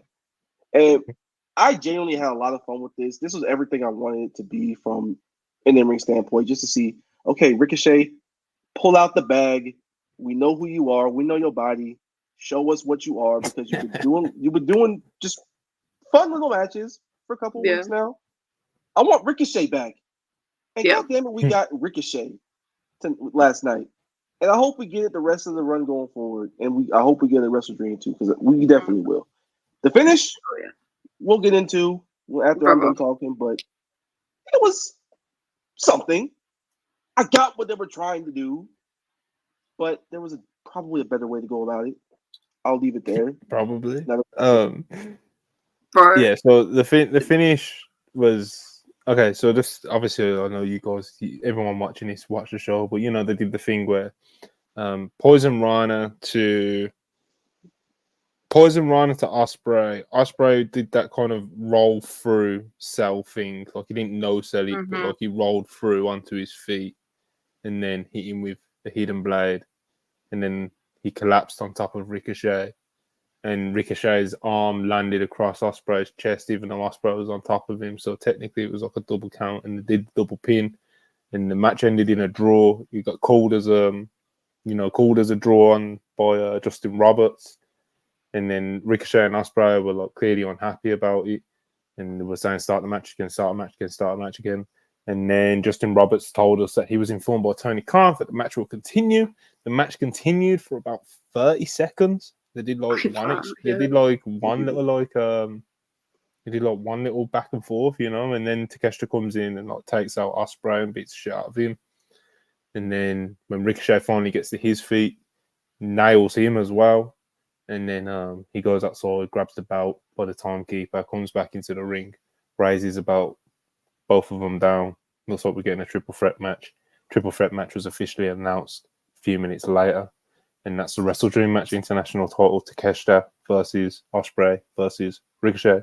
But as a finish, overbooked garbage, I thought, to be honest. Like, I literally I burst out laughing when they did the double pin. I was like, what the fuck is that? Even just the way they did it, bro. It's like Ospreay was pinned off of Rana, but he already rolled through one and hit a hidden blade after, and then just kind of lay there and was pinned for the 3 count, you know? So he was pinned basically off a delayed cell from a poison Rana, which was like whatever, you know? Again, just kind of overbooked. I've seen a couple of people saying, oh, well, you know, we got to catch the heat, and they didn't want to book a finish for Ospreay, Ricochet, because obviously they're going to do a pay-per-view match or whatever. And it's like, you could have achieved that. You could have achieved that without the double pin. It's just a better way to go about it. You could have achieved it easily without the double pin. Like, it's just overbooked garbage. Do you know what I mean? So it's just, you could have literally have them do a double down after having a great match, like they basically kind of did anyway. You know, they're both down, and then fucking as Will Ospreay gets to his feet, you have to come in and fucking clean him out or whatever the fuck, and do the exact same thing that you did anyway. Yeah. And you just have the match end in a DQ if that's what you wanted to do. You know, they'd already signaled the fact that Takeshita was still going to be in the building, like literally 2 seconds before the match started. Like, yeah, I bet he was going to get involved. Like, if you wanted to do the whole double pin thing, double count would have probably worked a lot better if they just wanted to go with that still. But I personally would just have to catch them, murder them, hit 2 raging fires on them, do the exact same ending they did at the very end, but without the double pin. They did overthought. I don't get the double pin thing. Are they like trying to like signal that like, oh, these guys are like on the same level type shit? Which is like, I don't give a fuck about that. I just want to see cool wrestling. Don't do stupid shit like that. They try to do the whole you don't have to make it so blatantly obvious. Like, like, if you want to tell the story that they're even, it's like you don't have to be like spoon feed it to us in that almost WWE. They literally both just hit poison ranas. Like, we got that just from that cell. Like. Exactly. So. Yeah, like I get what they were going for. Like I think we all know what they were trying to. But like there's just a better, more effective way to go about it than what they did. It got the heat though. It did get the heat on Takeshita. Takeshita did get the heat, so you know, and obviously, although I think the execution was kind of garbage, the destination of a triple threat match doesn't particularly light my fire personally, but I understand, like, as an AEW fan, like, that's a good match to put on a show. Do you know what I mean? Like, obviously, like, I'm not fucking blind, you know, but I'm just like, I discriminate against triple threats, you know. I just fucking hate them. Hey man, but this is a good dynamic of a triple threat if there ever was one. Smaller guy, mid-sized guy who they all do crazy things, and Takeshi's is a fucking brick house who could do all those things plus even more. And holy shit, so like I'm cool with it. Someone called it like their TNA Unbreakable version, which is like I did see the comparisons. They did pop me. Shit, it might be better honestly in hindsight, but Samoa Joe at that time was just Samoa fucking Joe. Yeah. Like I'm not gonna do that. I'm not gonna go that far. But if there ever was a comparison, it's actually not a terrible one. But I'm excited for the match. The destination is cool. I love the Konosuke and Takeshita. We all do. Just go a different route with it. Yeah, I was actually honestly kind of surprised that, like, with all the people that apparently are in these AEW creative meetings, that no one put the hand up and was like, "Do we need to do the double pin?" You know? Yeah, that baffled me. So if you wanted to do such a visual, like, smacking the audience over the head with like they're on the same level, just do the double count out and Ospreay immediately get jumped by Takeshita so they can't restart the match. Like, that would have been 10 times easier and made more. Like, it would have looked better visually, to be honest. It would have been a lot less convoluted. Like, they were gonna get to it, and all of a sudden, boom, here comes Takeshita. raging fire on like the fucking apron or something, and call it a day. And then do Ricochet to a table. Yeah. Why not? Yeah, Shout out to Kush. there you go. But yeah, like I said, shout out to Kester. He got his heat, and we're getting that triple threat match. So there you go. Kale 20 pesos. The Crystals told Moné to drop a PR bomb today. I will not episode. No comment. What Moné Mag Volume 2, Issue 17. It was not her best work. No. Marcus's face right now was literally like me reading it. Like, I DM'd AO like I was like, just don't read it, bro. You don't need to read it. Just no so at that point. He was like, I've already read it, and I sent him the gif of fucking Walter White when he's in the car. Like, no. It's like, God damn it! Did you have to say that? Unprovoked. No one asked. Yeah, that's what I'm saying, bro. Unprovoked. So, like, I guess if anyone doesn't know for reference, why would you do this? Like, why? Yeah, Vince McMahon's not your dad. You don't have to hand it to Vince McMahon. I promise you, wrestlers. This is the thing. This is why I don't do the whole "this guy's my role model" thing, because you can have 100 favorite wrestlers, and like 8 of them, 95 of them will have an IQ of over 100, or an IQ of under 100. 95 of them will have it. Like, I made a tweet where if wrestling had an "Are You Smarter Than the 5th Grade" edition, the business would die. Like, the business would absolutely die. Like, wrestlers are really fucking dumb. I don't know what to say, but wrestlers are just really fucking stupid. Shut the fuck up. I promise. It works. Yeah. Brutal. I guess for quick couple seconds of context. Moné Mag Volume 2, Issue 17. As I said, not her best work. She talks a lot about Vince McMahon in there, and she's unfortunately very complimentary about him. So that wasn't kind of her greatest moment in terms of how a lot of fans will feel about her opinion on it. As Mark's already said, bro, like, so many wrestlers, especially when it comes to Vince, like, he's not your daddy, bro. Like, and they talk about him so, like, this weird kind of like father like dynamic that they all have with him. It's just so weird, man. Like, because, and it's not even just Mercedes, bro. And obviously she's the one in the spotlight at the moment for it. But like, just most wrestlers, bro, they're just so reluctant to like, you know what I mean, like, criticize and like, say the only 2 people that I have off the top of my head have been Punk and Kevin Owens. Everyone else has done some, he gave me my career and he's a genius and he's this and he's that, and it's never like, he's disgusting, except for fucking, like I said, Punk and Kevin Owens did, to be fair to them, they did like fully like say a piece on it, but everyone else is. I know, like, obviously they've got their own personal relationships with him, but like, bro, that lawsuit, it's not like it's, it's not like some fucking minor thing, it's like it's heavy, bro, So, yeah, well, Bret Hart, if you want to count him, remember he at one point he fucking went off and he even took back like his comment about that really like just terrible thing that he said about Rita Chatterton all those years ago, like he took that back and he fully like denounced Vince and called him whatever he called him. But in terms of like current talent and people in the business now, when you ask them about Vince, it's just you get some fucking bizarre answers, bro. They'll kind of like dance around it or don't want to go too far in one direction. Again, besides CM Punk and KO, off the top of my head, who have like fully like, I just it's unfortunate. But anyway, talking of the CEO, Mercedes Moné, she has returned on AEW Dynamite screen. She had a couple of weeks off, and she didn't really say much, to be honest. We had a video package for best moments, and she said she got that put together, and then MVP comes into the screen, gives Mercedes his card, and it seems like MVP is scouting Mercedes, and to be honest, I'm all for it, bro. It'd be great because one, he's a fantastic talker, and Mercedes can shut the fuck up. Yeah. Just, unless she talks about, let's be real at the moment, like. It is what it is. But I ain't gonna Yeah. say nothing further about it. It is what it is. Wrestlers are fucking dumbasses. I ain't got nothing else. Yeah, there wasn't anything to this really. Just MVP giving Mercedes his car, Yeah. to be honest. So I guess like that's a somewhat exciting prospect because I do think that would be a good fit. You know. Yes. All right. The Guns did a promo backstage. Apparently, they were asked about Hangman versus Juice match later tonight. They said Juice was loose tonight, and they got jumped and killed by Hangman. They did. My favorite part of every show. Real shit. Hangman heel turns. Hangman just killing people backstage. Yeah. So they weren't out there with poor Juice, and obviously that led to a big angle, which we'll get to.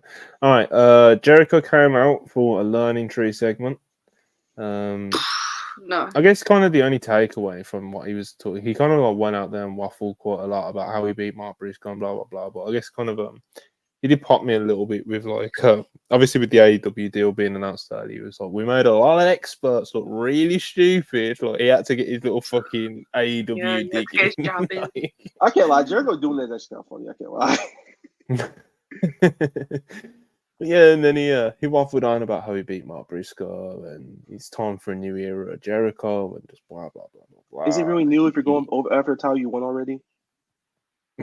Exactly. And he says he's challenging Mark Briscoe to WrestleDream, and then the conglomeration all come out backing Mark Briscoe. Obviously, he was leading the guys. And he gets in the ring and he says, you know, my father always taught us never to make excuses. And at the end of the day, you did beat me, you pinned me, and whatever. Even if it was Big Bill who put me through the table and your limp body was just dragged on top of me, you know. But whatever, you did beat me. And yeah, even he was like, at the end of the day, Jericho, over your whole career, you've been one of the best wrestlers and stuff like that. And he spoke quite respectfully of him and like a very babyface way. And then Jericho cut him off. It was like, Jericho cut him off, and he was like, "You think you beat me, but you can't. Maybe your brother Jay could have beat me. Everybody knows you'll never be as good as Jay." And that's when Mark snapped, punched him, dropped him down, said, "Keep my brother's name out your damn mouth. I accept your challenge." And yeah, man, that was the segment, I guess.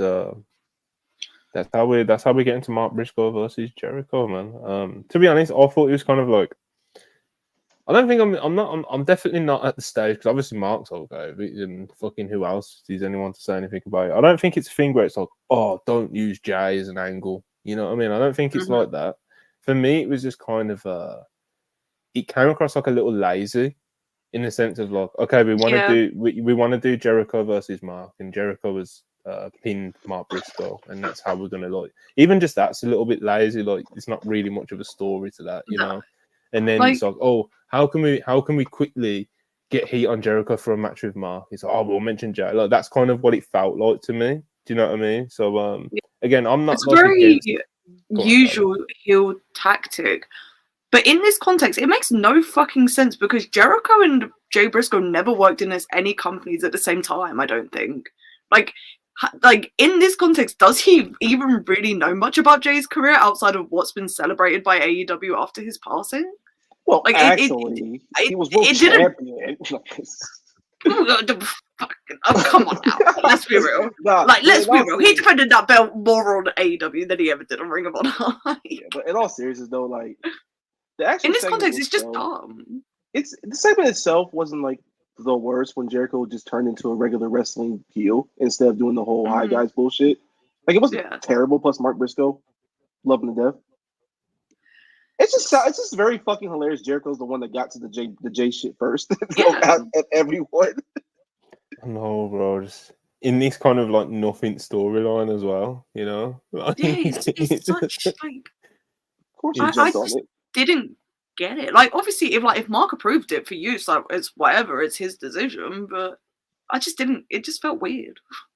Yeah, it's like I said, I'm not like against, like, oh my god, you can't use Jay. Like, how could you? How could AEW allow this? Because as Charlie just said, and as I said earlier, like, Mark is obviously okay with it. It's just like from kind of like Jericho's point of view, or whoever decided to put that wrinkle in the story, it just felt like it's kind of a little bit lazy, you know. Like, obviously, there's better Didn't ways want it. that could have you could have saved that Cheeky. dig for another day or something that would have had a bit more weight to it, you know. You can say that for Like, like could you Christian. imagine MJF. like one of the classic Ring of Honor guys using that dig against Mark? That would have hit like crazy. Jericho doing it, it's just a bit cheap here. So It is what it is. Exactly. It's a WrestleDream match that's Yeah. just there. I don't care about it. I don't care Yeah. about Jericho. I love my Briscoe. it's not even Please. building to a Ring of Honor pay-per-view. Like, I don't even care. Like even if this no, was I mean, like, but like, yeah. because we're at the point where even if this was legitimately a fantastic segment, if it was, it's Jericho. So how much does that really mean in 2024? Oh yeah, absolutely, yeah. And plus the match is gonna suck because Jericho can't walk. So I mean, whatever. Mark's very good though. It's like, Mark is very good. Like, Mark is fantastic. He might if Jericho make some just magic stands there and happen. gets chopped, you know, it might be. That's all you have to do. Just brawl like an old man and get chopped and bleed out your chest and use the scar tissue from that bullshit from like 2 years ago. I don't know. Yeah. I don't give a shit about this. I mean, don't give a shit about this. I'm not gonna say anything else about this Mark Briscoe anymore. on WrestleDream though. Woohoo. The tax you pay, and also the funny thing about that, The tax is you that at the pay. same time At when they what found out, cost? the funniest part about this, we found out the second was happening, like when they scroll on Dynamite during the Ospreay match, and then right after that said private party in action. So it's like, this is a crazy fucking tax to pay for private party getting on TV. Yeah. Yeah. Anyway, segment was whatever. Fuck Chris Jericho. I don't need him on TV anymore. Fuck Chris Jericho. Moving This on. is real. Moving on. Moving on. That was crazy. Okay. I don't know. The song came into my head. Where is the 1 minute? Holding. Alright, remember what where am I? I am at Darby Allin. Darby Allin interview outside. Big dog. Yeah, man, he's out in the cold, and he tells this story about how like he dealt with these bullies on the back of the bus one time, and how Mox and this new crew of his remind him of these bullies and this and that, and he said the story of the bullies is something like, oh, one of them pulled out a switchblade, and I was like, well, I guess I'm getting stabbed tonight, and he told him how like he can never back down, and you know, like spit on him 3 times and shit. I ain't gonna lie, Darby, you gotta shoot somebody if they spit on you once, let alone 3 times, bro. And then he talked about like how he always thought he could be like the face of the company, but now people are losing faith in him, and he's losing faith in himself. But you know, he can fight, and now he's got nothing to lose, and he's going to be at the Tacoma Dome. He's going to be at WrestleDream, and he's putting out an open challenge. So obviously we've already talked about that quite a lot, but yeah, that's how we got there. Darby Allin is he's going through some man things right now. You know, he's going Oh, breaking news! We got a match for WrestleDream on the 0 hour. Oh yeah. Atlantis Jr. versus Brian Cage for the Ring of Honor World TV Championship. Nice. That's it. That's nice. That's Brian nice Cage little... against Luchadors always moved me, so I'm in. Ryan Sully letting us know with the $10 Canadian just announced Atlantis Jr. will put his ROH-TV title on at WrestleDream 0 against Brian Cage. Not a fan of ROH title matches on AEW pay-per-views. Maybe it's just me. Keep up the great work, Wrestle Purist. I can understand that, to be honest. Yeah, I get I it. totally get that. I totally get that. But I mean, Atlantis Jr.'s on there. He's good. He's Nepo baby, but he can wrestle. And Brian Cage is also. He is a Nepo baby that can wrestle. Atlantis Jr. is fucking awesome, bro. Yeah. What are we doing? He's still a Nepo No, baby. What? he's still a Nepo baby. Yeah, I He's get still, but he's still awesome. Colorado Jr. I get, Yeah, but you said it know. like he's a Nepo baby. He's all right. You know, like, no. I really- No, yeah, he's a fucking incredible wrestler. But it's He's so amazing. funny every time you watch those CM Below shows in Mexico, like he gets booed because of his dad being an influential part of the office there. Just sort of like, oh, he's just there because no, he is a legitimately a very good wrestler, like legitimately. But it's just always really funny to listen to him get booed. And he is a Nepo baby. Like, live your truth. Some Nepo babies are good. Some of them, you know. Good shit.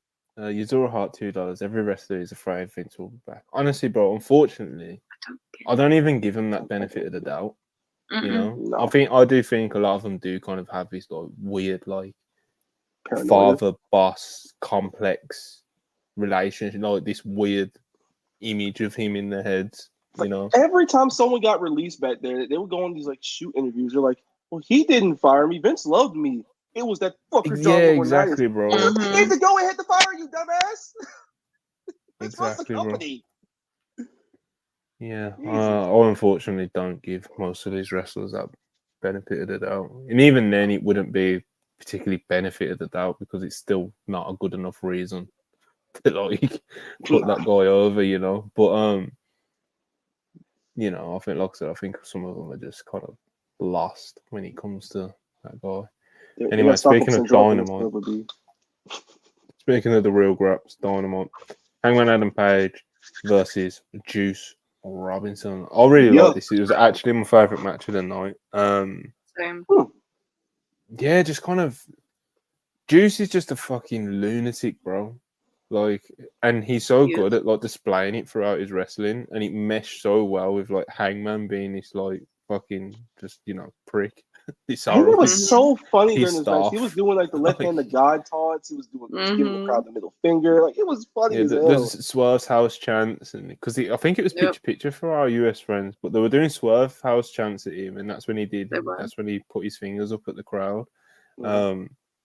But yeah, like I said, just like both of them, bro. Both of them are fucking crazy at the moment. But yeah, really like Juice's performance here. I really like the form Hangman's been in.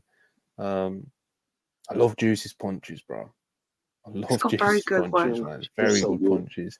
Even the I ones got in the one. corner when he's In the corner on the top rope, yeah. he's Hangman did a awesome, bro. fall away slam into the turnbuckles. Like what the He hell? did, and that looked painful as fuck. Hangman's got a good bag, bro. It's such a deep good bag, pairing Hangman. because Heyman's such a diabolical ass heel right now, and Juice Robinson is such an eccentric, just over the top baby. He's so likable. Yeah, like compared now to where he was when he first got to AEW, Mhm. he was someone that I liked him a lot, especially in New Japan especially when he was a US champion over there. Mhm. But I didn't know where the hell he was going to fit on this roster. I never gave up faith. I was locked in. Listen, those first few matches were fucking spooky, bro. Yeah. Oh, I never gave up faith. That Mox That match was was spooky.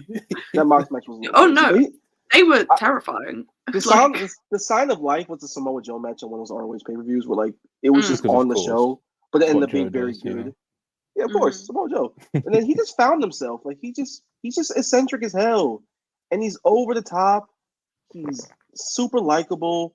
He's funny as hell, especially when he was a heel over on Collision when it first started out. He was probably the highlight of the entire Bang game. And to me, he still is the highlight of the Bang game. Because when he was gone, when he had back surgery, it was looking crazy for the Bang game for a minute. But now he's back. Like he is like the epitome of that group. He is the personality. Oh yeah. Jay White's the leader. We all know that. Like, but Juice Robinson is the backbone. Mhm. Fuck with it. Charlie, you got anything to add?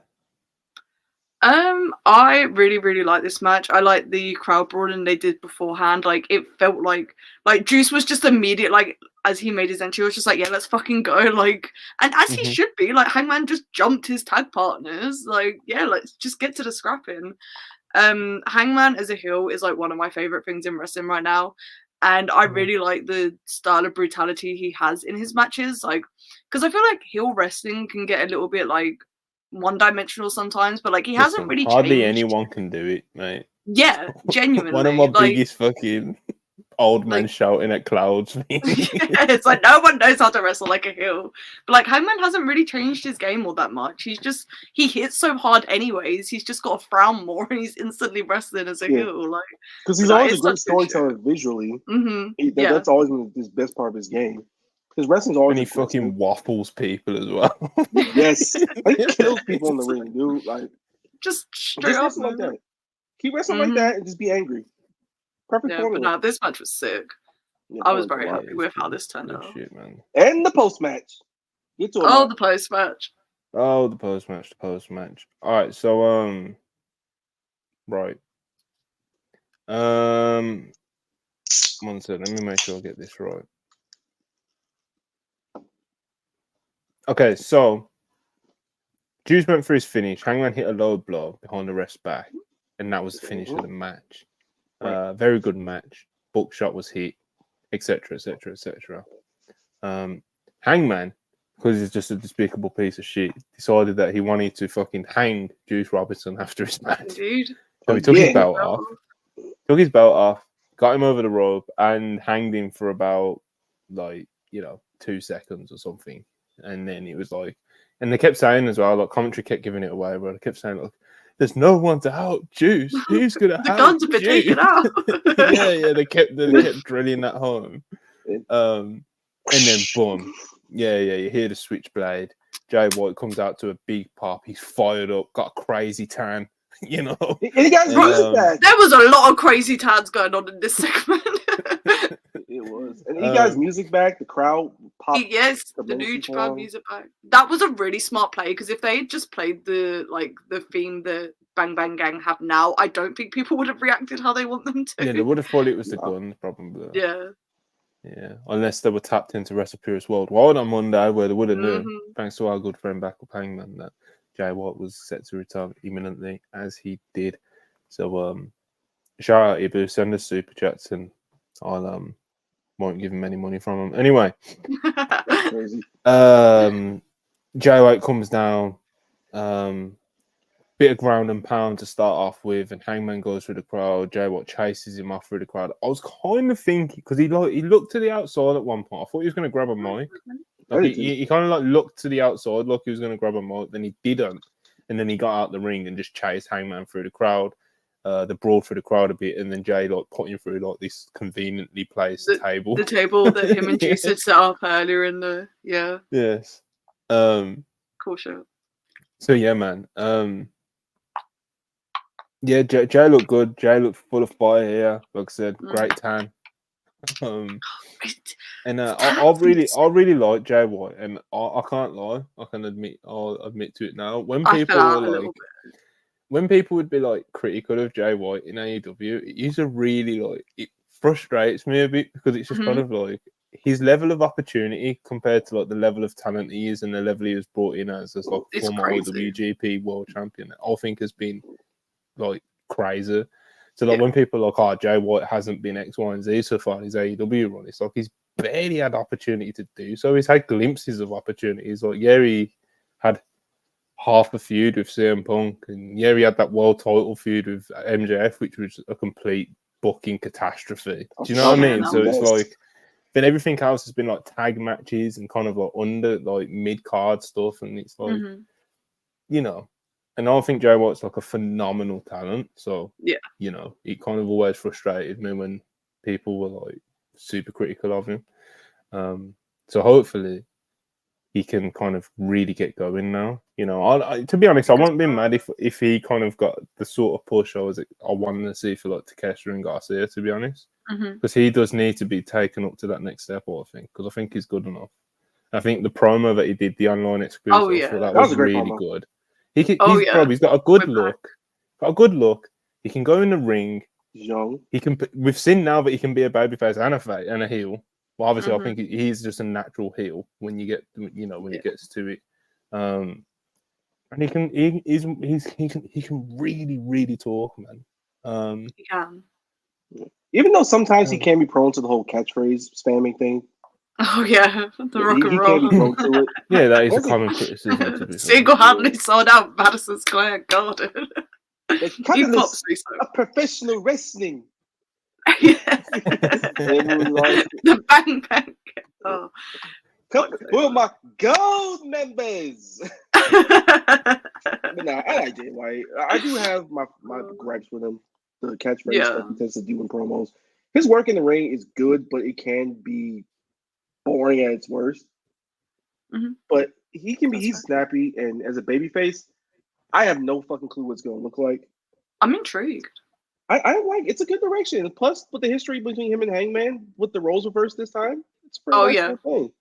And I like the presentation. He was just serious. He just beat the shit out of Hangman and left. And the promo he cut, it's a good start because there was actual substance behind what he was saying. Because it was he didn't really change all that much. He's still Jay White. He's still the fucking Switchblade. Yeah. But he was like, yo, bro, I'm trying to win the world championship here. And you're getting in my fucking way. I don't really care what you got going on. I don't really care about the whole swerve shit you got going on. I don't care about your little crash out right now. But you were fucking with my goals. You in my way. You cost me a chance to win that world championship. You brought my group into it. You tried to hang Juice. You jumped the guns. So now it's on site. That's a good start. That's good substance. That's a real locker room. That's a real faction leader. It's real motivation to want to wrestle somebody, even though you don't really care about what they got going on. You're fucking with my paper. You're fucking with my stuff. So what's good? One thing I've kind of enjoyed with Hangman, I like how destructive he was in the Swerve feud has spun off into these other consequences that he's having to deal with now, whether that be Jeff Jarrett, whether that be this Bang Bang Gang stuff, you know. So I think they've transitioned that really well. So it's not like we're not finding ourselves on this review now like, oh, Hangman's fell off since this feud. Do you know what I mean? Like he's still interesting and he's still relevant, you know, and he's still great, you know. So it's how you keep someone interesting, because when they're coming down off of like a generational feud, it's not like super spotlight stuff he's doing, but it's stuff that it's callbacks to what he was doing, and it's true to real life. People don't forget. Like, you fuck with somebody, they're gonna want to come back to you at some point. Like Jeff Jarrett basically said, "Hey, bro, you're gonna have to deal with this shit eventually. You're gonna have to deal with your karma eventually." He deal with that. Jay White is now something that's gonna come back to be a thorn in the side, as he's been for literal years now. Now the roles are reversed. So I like the direction. It's easy motivation for everyone involved in everything that's been going on with Hangman, and I like it. It's really easy way to keep him interesting and keep people around him interesting. Absolutely. I agree. It's good stuff, man. And Jay White, Hangman, WrestleDream potentially. Lock me in. All right, so next up we had Renee backstage interviewing Jack Perry, but before the interview can stop, Katsuyori Shibata interrupts and he's doing his whole phone speaker gimmick, and he says, "You and me, TNT Championship at WrestleDream." Perry says, "I'll think about it," and then he walks off screen, and then he returns very quickly and jumps Shibata, throws him into his special scapegoat van, and he was like, "I accept your challenge." So that's WrestleDream. Kind of moves me. Shibata on pay-per-view. Love to see it. I'm locked in. Bryan Danielson did a promo kind of on Jon Moxley, the 5 years of AEW, why he challenged Okada, and, you know, settling this kind of trilogy that they've got, and, you know, just kind of a promo talking up to the main event. All right, Britt Baker versus Serena Deeb. In Pittsburgh, so Britt Baker, she was quite over, you know, she got a pop. She made an entrance through the crowd. She's so extra. Like, Britt Baker would be a perfect professional. She's like my guilty pleasure.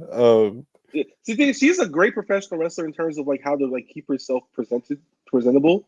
Oh yeah. If she could actually wrestle, I would be like, it would okay, be very nice, wouldn't it? It'd be great. Right? her star, her just general star, whether that be presence, popularity and stuff like that.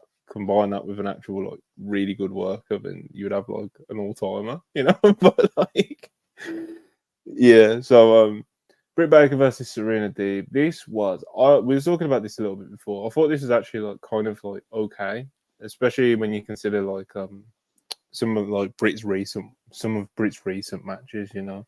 I wouldn't go as far as to say this was like good or decent or anything. It was just kind of okay, but it went too long. I didn't particularly think Serena Deeb looked great either, to be honest. Especially when you're kind of approaching a match like Britt Baker, like, you know, she's not going to be super quick and dynamic and stuff. So when you've got this heat segment, this prolonged heat segment in her home city, it's like you could have been a bit more like, you know, kind of like vicious and really try and drill that heat home. But she was doing her Serena Deeb thing of being like methodical and slowly working her over and worked her leg a bit. And it's just, he didn't have enough. We just didn't have enough like fire to it. Do you know what I mean? He didn't have enough like spite to it. And like I said, I thought the actual match was kind of just like okay, but it just went too long. Got really dead in some of Deeb's like heat spots. The crowd was into it when Baker would mount her comebacks. Again, I thought she looked okay. Britt Baker got the win. Crowd popped for it. And then they did they did this kind of weird angle, really, wasn't it? The way it played out. Mariah was in the crowd, yeah. I was like, Yeah, Serena Mariah May Crowd was in today- the crowd watching. She was shown throughout the match. Kind of should have mentioned that, but yeah, Mariah May was in the crowd of about kind of checking out the potential competition, I guess. And then after the match, Serena Deeb attacks Britt Baker, try putting her in a submission and stuff, and then Willow comes out and makes a not Willow. Queen Aminata. Queen Aminata comes out and makes a save. Free my girl. And then then obviously Serena backs off, and like Queen Aminata and Britt Baker left in the ring, and they don't really engage with each other much. Awkward. It's kind of got this awkwardness. And yeah, so I guess like the heels are Deeb and Mariah and whoever else, and then on the babyface side of things, you've got like Britt, I guess. You've got Queen Aminata. Willow got into like a little confrontation with Mariah as well. So I kind of don't know what they're doing, but I guess, I don't know what they're doing, Charlie. Listen, I have many thoughts about this match. None of them are positive. I really didn't enjoy it, but I am very vocal in the fact that I don't really like Britt Baker as a wrestler. Serena Deeb doesn't really move me. This was kind of 11 minutes of nothingness, and good for the crowd for at least getting into it at some points, I guess. But when it's your 5-year anniversary and you're celebrating what you've done with the company, and this is the match you deliver, and you've had like a 15-minute Jericho segment, and you've got like this half an hour overrun to play with, and you do like nothing else substantial with the women in ring when you have some of the best women wrestlers in the world under contract, is fucking crazy to me. And like, I don't know, it really does not show their growth as a company, especially when people spent so long bitching about the women's division, rightfully so, because it was fucking awful. I don't know, it doesn't give me a lot of hope for the future, to be honest. It's very fitting a match between Britt Baker turns into a cranky ass Britt. True, it is. Yes. I listen. I had to get my bit off about it. The match quality, whatever. I don't care. But like when you look at the quality of wrestling from everyone else on the show and the quality of women's wrestling they had up until about All Out, there's no excuses. Like that is not what you should be putting on a big show like the 5th anniversary. It's very much Britt Baker was gonna sneak on this shit no matter what. Sadly. Like the match was... I can accept Britt Baker being on the show because it was Pittsburgh, whatever, don't really care. She's a day one. I get that. I don't need that explained to me 14 times under a tweet that I make. Don't need that. Like, well, actually. But there are so many quality women. Even if you had done a tag match, at least she does a decent hot tag sometimes. Like you could have worked with something like that. I don't know. Piss me off. Yeah, 100%. I would have probably done a tag match, honestly. But can't win them all, I guess. The match was whatever. Like on the scale of Britt Baker matches that are like good, which aren't many of them, this was like meh. Mm-hmm. But again, the bar's also. I mean, on the Britt Baker scale, this is quite the achievement. On the Britt Baker scale, meh is like fantastic, but like that's neither here nor there. Serena Deeb's just boring. I like her, but she's in the perfect spot for her right now, and she doesn't have to be in the spotlight. She's just okay. She can fundamentally wrestle well, but. No one's checking for her to win a title. If you are, get serious help. Yeah. And I guess they're continuing the whole Aminata Serena Deeb thing, which is great. Keep Britt Baker the fuck away from it. I prefer. But other than that, I'm just gonna move on. And Mariah May not having any involvement whatsoever is extremely funny. And then cutting right to a promo between her and Willow after commercial. I was like, oh, that's what they're actually doing. Okay, cool. I don't know, bro. Who does this help in the long run? Like pretty much everything else on this show, like furthered a feud or like made someone look great or like started a feud or did something for WrestleDream. What did this do for anyone? Including Deeb and Aminata are feuding, I guess. And I don't know, Charlie. I ain't got the answers, but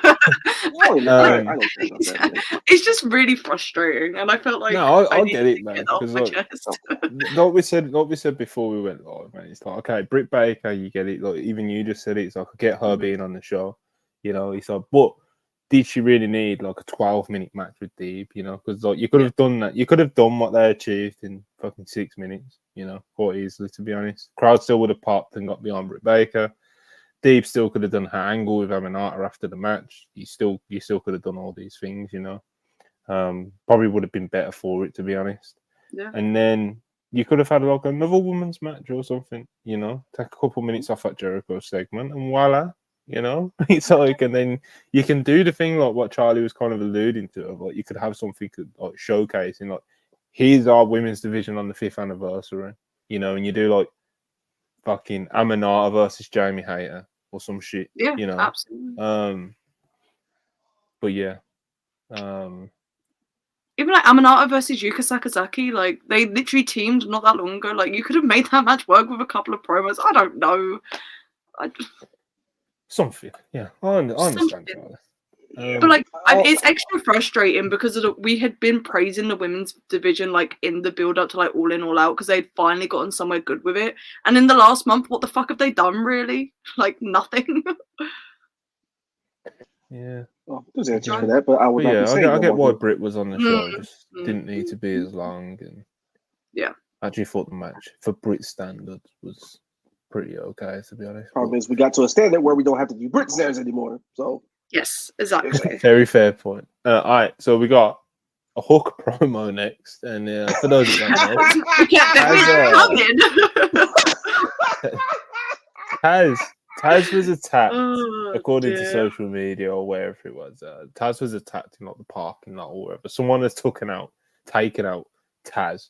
That's the big whodunit mystery in AEW at the moment that they started yesterday. And Hook was asked about it, like, "Yo, Hook, man, like, what's going through your mind right now?" And he was just like really fired up, like, "Oh, for my family." Good game. Like, Hook, you don't have to yell at the camera, my nigga. Just talk like a regular person. Hey man, I'm glad that he's fired up. Like he showed emotion. Was it good? No, it wasn't good. It was high school theater. It was high school theater, but he's trying. He's trying. I can't knock a guy for trying. I've seen people do high school theater a lot better than that, Chuck. That shit was no high school theater. I know, but like that was like 5th grade, if that. Listen, but he's never been a good promo. We've never sat here and praised Hook promo. So if he's he trying, should have never spoke in the first place. No, but thank you. He should have talked at all. Maybe by now I would have let him say like a one-line sentence, you know. But like, didn't even do that. But yeah, man. Let's move on to other things that are actually important on this show. We got talent. So yeah, that's Hook. Hook is hunting down who attacked Taz. It's gonna be very. Could have been given away in the very next segment because Christian Cage has a pre-tape promo and he says it's the 5-year anniversary of Dynamite. If you were impressed by what he'd done in the first 5 years, you've seen nothing yet. He's the patriarch. He's the father figure, and soon he'll have everything. And he says hook, line, and sinker. I don't know. Maybe he was dropping a hint there. But, if there was a veteran Hook should have worked with, it should have been Christian. Yeah. If you were so insistent on him working with somebody, because 1, he can actually wrestle. 2, he's a fantastic heel. 3, people want to fucking see him. 4, it's Christian. It's Christian. And if you want to listen, man, he's about one of the only young talents on the roster that hasn't got a dead dad. So Christian attacking his dad, I don't know, that kind of moves me.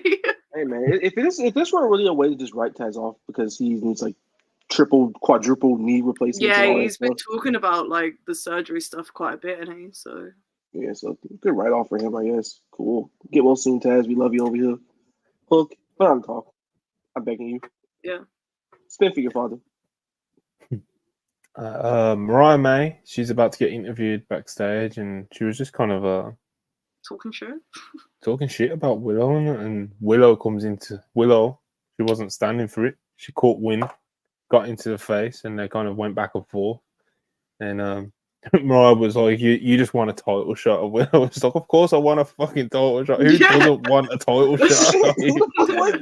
I love it when wrestlers point out the blatantly obvious logic sometimes, you know. But like Kevin Owens does it like every single time he's on TV. It's the funniest thing. Exactly. Yeah. So and then them two kind of went back and forth, shouting in each other's face, and then they started like punching each other, slapping each other, pulling. I will kind of socked her shit.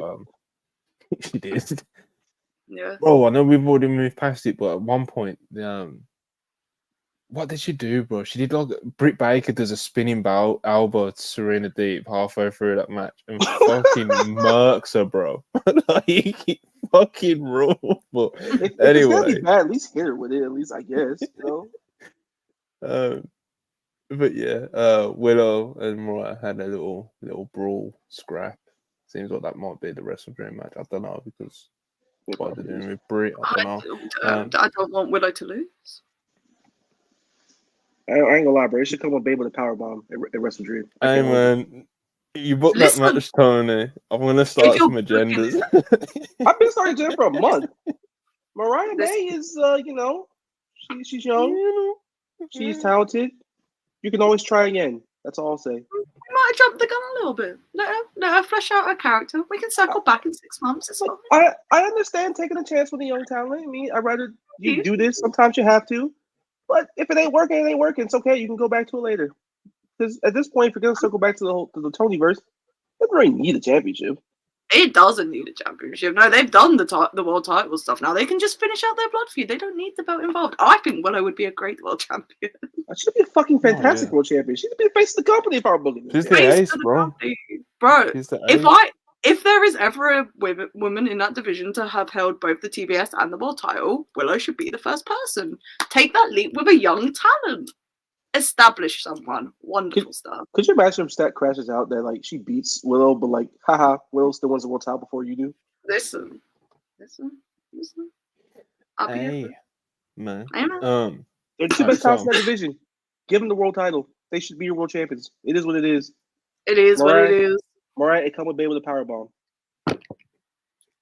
Alright, private party business next. We got like a video package of showed like when they beat the Bucks back in 2019.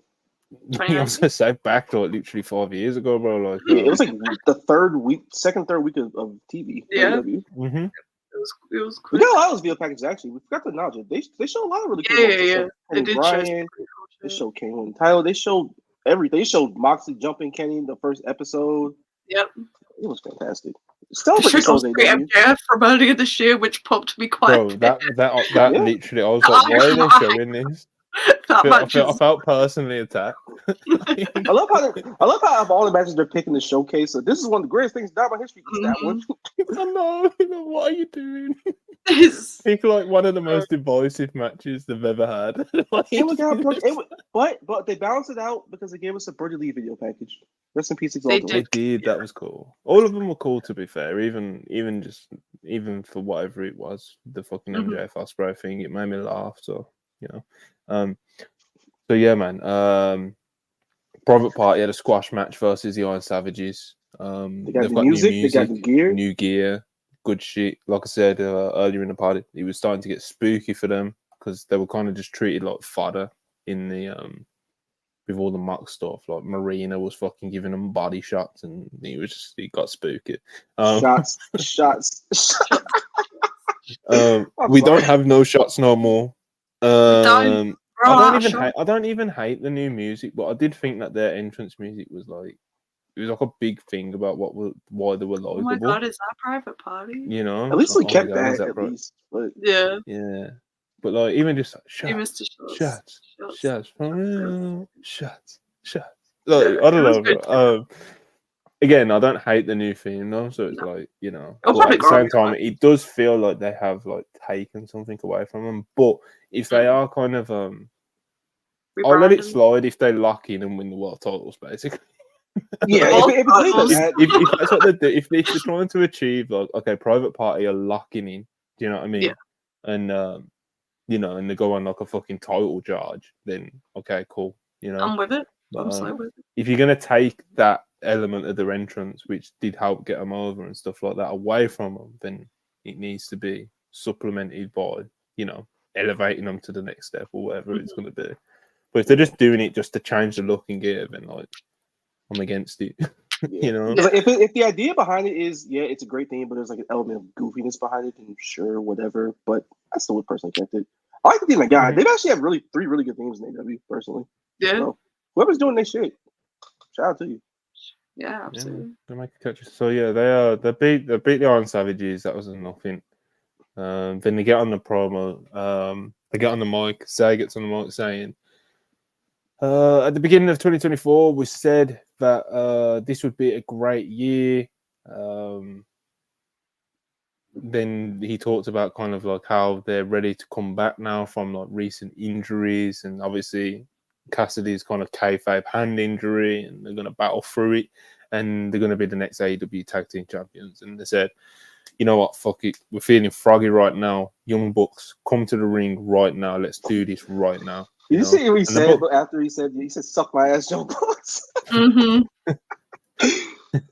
Yeah, shout out Cassidy, bro. I want to talk about this right quick before we get anything else. He's a really good promo. Like, he genuinely is a good promo. And this is what happens when you give I enjoy hearing him talk. time in front of the audience. And the audience took to him. Yeah. They like him. It dispels the whole notion that you want to do in the back of your head that, well, is the private party love really just on the internet? No. People genuinely want to see them succeed. Give them time to show who they are. And this was the most human they've come across in all of their 5 years, and the most grounded they've come across. Which, like, we went through hell. I'm hurt, my hand busted. Clint came back from a torn pec. Like, we said we were gonna be champions by the end of this year. We meant that shit. It's our time. We're gonna go. Young Bucks, where you at? Like, they showed fire. And that's all I want to see out of them. And that's all I want them to be presented as. And I'm really happy that they got the time to actually do that in front of the crowd. So, A+ there. Absolutely. Yeah, the Young Bucks, they answer the challenge. You know, they come to the top of the ramp, elevator and everything, gear on. Maybe this actually going to happen, you know. But nah. Matt teases it like, oh, guys, you know, why don't we do us versus Private Party for the tag titles here in Pittsburgh? Then nah. And he's just like, no, we ain't doing it here in Pittsburgh, not in a city like this. So we have exclusive days. We're not wasting them here. Like, yeah, that was the excuse. And then and then once they dropped that bomb, I was like, nah, not really, lol. Jack Perry Jack Perry hit the ring, attacked him from behind. Then they jumped in the ring. Then it was 3-on-2, attacking him. Heat, blah blah blah. Shibata's music then hits because obviously he's just got into it with Jack Perry, and they had like their little altercation with the 6 of them. I mean, Christopher Daniels comes to the top. God bless. Christopher Daniels is an authority figure. Still, he's just like hilarious for me. But he looks like an Adam Pearce parody, and I can't get it out of my head. Then he comes to the top of the ramp and he's like, what is it? He says something like, oh, I'd love to give Private Party an opportunity to like piss off the Young Bucks again. And then he makes the 6-man match for Rampage. Yeah, for Rampage. So we're getting Bucks. We're getting the Bucks and Cole on Rampage, which is rare minutes. Rare minutes with the Bucks on Rampage. It's so funny. We were talking about the demise of Rampage on the show earlier. The card for Rampage for Friday looks pretty good. Yeah, the card looks pretty fun. Every now and again, they'll throw someone on there where you're like, oh, hold on. Yeah. You know? I think you got this. You got Brian Keith and Big Bill versus OC and Kyle.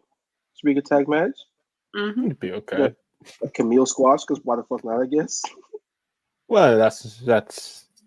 I could give you a few reasons, to be honest. Oh, yeah, you know, it's something. This is not Jericho wrestling. I'll take it. I was having a nice podcast, you know, until you mentioned fucking Camille. You know, I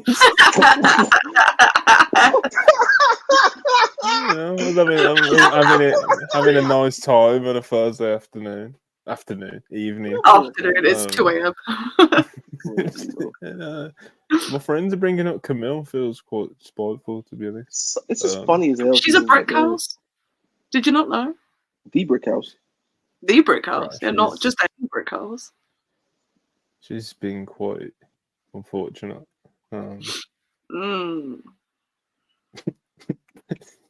No comment. Camille, bro. Come on, man. It's just funny as shit. I can't lie. But nah, I'm happy for Private Party actually getting a real opportunity. And like the shit they went through for the last several weeks, ended up kind of being a vehicle to them actually locking in theory and getting here. Yeah. So, excuse me. How would y'all do this? So, I think, say they get the match at WrestleDream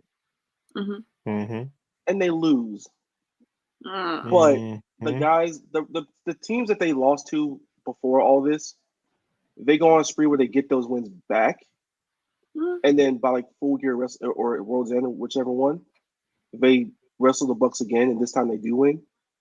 I don't hate that. I would much rather they just do the win here.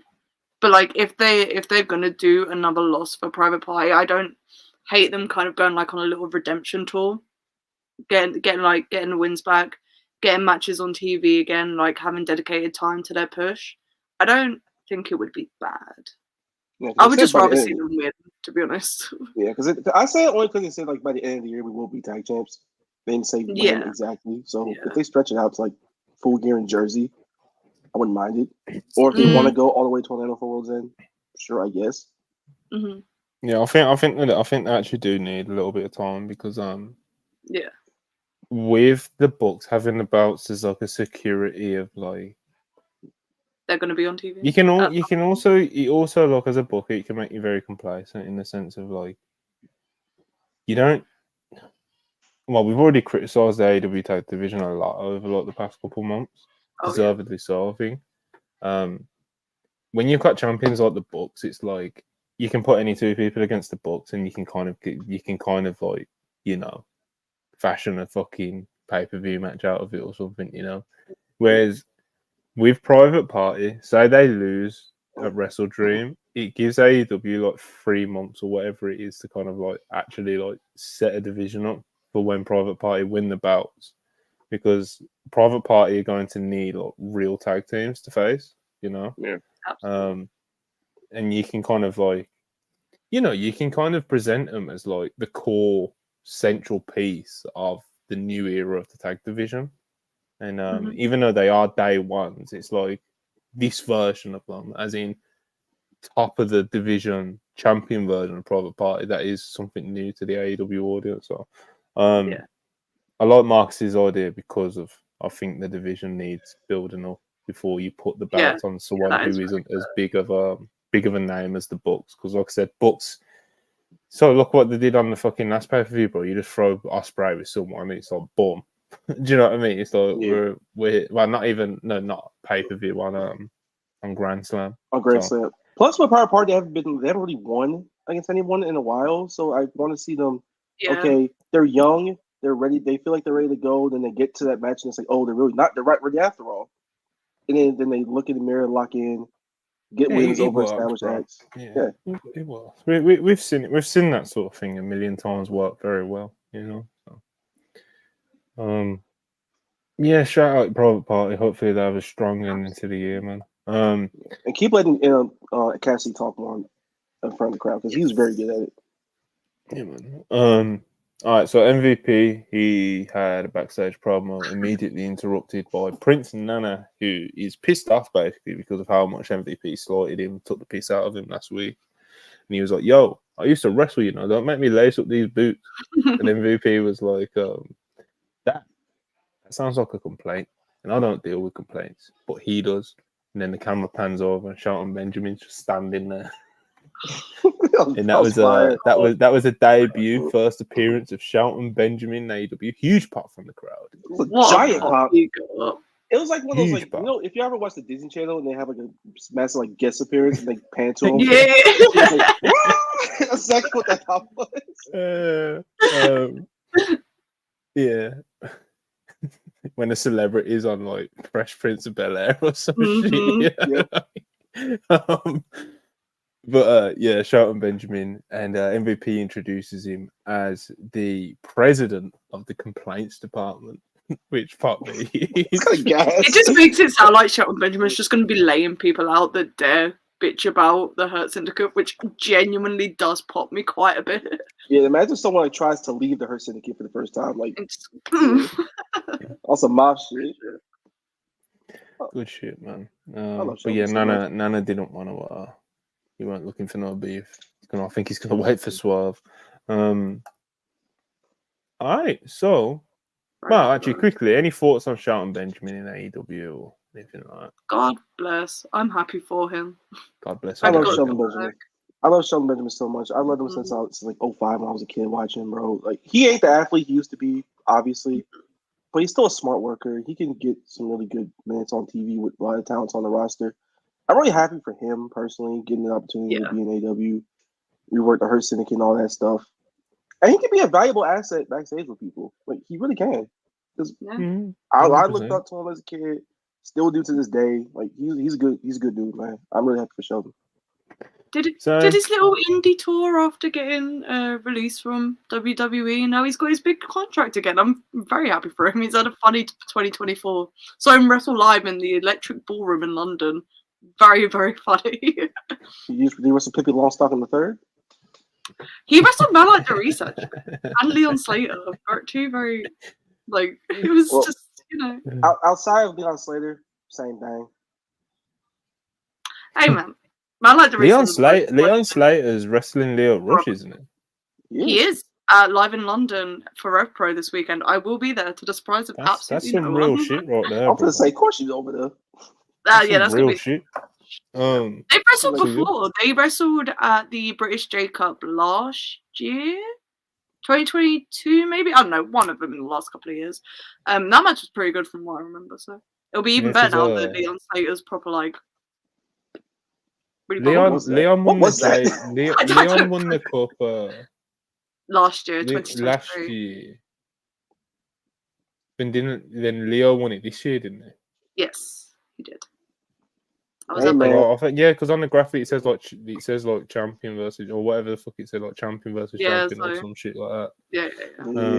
Hey man, all I'm saying, Leon Slater is a fantastic talent. I don't know what he's awesome, bro. I don't know what he's making over there, but if MVP likes people from the UK, if he likes beating black people like beating toast. Listen. I'm trying to interview him again and start pressuring him. Yeah, which is like, have you heard of the Hurt Syndicate? Do you know of MVP? I've got a direct line to the president of the complaints department. But yeah, good shit. Big fan of both Leon Slater and Leo Rush. All right, back to Dynamite, back to the main event. AEW World Champion Bryan Danielson versus Okada in a title versus title match, but Okada's Continental title would only be on the line for the first 20 minutes. Yes. I guess that kind of goes with the Continental title time limits, kind of like a back in the day thing that they used to do with like WCW, NWA champions and stuff like that. It would be Dusty working on there saying when he's TV champion and he beat him in like 20 minutes. It's still popped me, and I was howling when they actually announced it because it was just so out of nowhere, bro. Like it was just like, what? What? I took a nap. What year is it? I checked Brian's Instagram because I was just scrolling, and there's the promo saying, "I want Okada Wednesday." I'm like, what the fuck? Yeah, that was crazy the way they announced it. It was just so random. All right, so the match, like I said, first 20 minutes, Okada's belt is on the line, and Okada very much wrestled in that manner. He kind of just like he did a lot of stalling. He did a lot of kind of taking his time, heelishly getting out the ring and doing like those sort of like tropes and stuff like that. And it's not like it was like it wasn't even like good from him, but it did kind of like pop me because obviously it had. It had a place because of the 20-minute time, and Okada got like every little bit of time wasted. He took his sweet time, bro. That's pacing right there, man. So we got a money clip. We did get the money clip. We did. Money clip in around. I think it's around like the 16-minute mark. He picks up the pace a bit, and we go back and forth, and it's really dramatic when we're coming up to the 20-minute mark, and Bryan hits the knee and Okada rolls out of the ring, and very smartly because he's a veteran with a high IQ, you see. And obviously Bryan can no longer win the title, and it just becomes an AEW World title match. And the match definitely picks up from here on. They have a good match, man. They have a good match. It's a Bryan and Okada. I would say it may have been the weakest of the three, but the bar's high, you know. Yeah. I like better than the first one. I was there for the first one, so I might have to go back. You know what? and rewatch Yeah, that. I'd See, say this that one was felt more probably like because like the first one felt more like a half an Okada match, and then like half a Bryan match, and then the broken arm thing kind of screwed up parts of the finish because obviously here you saw what they were going for. Like Okada's just trying to stall for 20 minutes so he doesn't have to put his title up on the line, and then after that, like the second that expired, it got crazy dramatic. And they started spamming finishes on each other. Like Okada hit a Busaiku knee, which was pretty great actually. he did. He fucking nailed it. Like, Brian hit a Rainmaker. Yeah. Like he cowers a damn Rainmaker to a drop kick and all that stuff. Like all that was crazy. Like no, Brian does on the chair on the outside. Yeah. Yes, 2 straight tombstones on the outside. But Brian tries to do a little flip thing when he does his comeback sequence where hit the top rope, flip over, duck under. Yeah, the top right springboard. Okada said, "Fuck you," and hit a drop kick. God bless. Oh man, best drop kick in the business.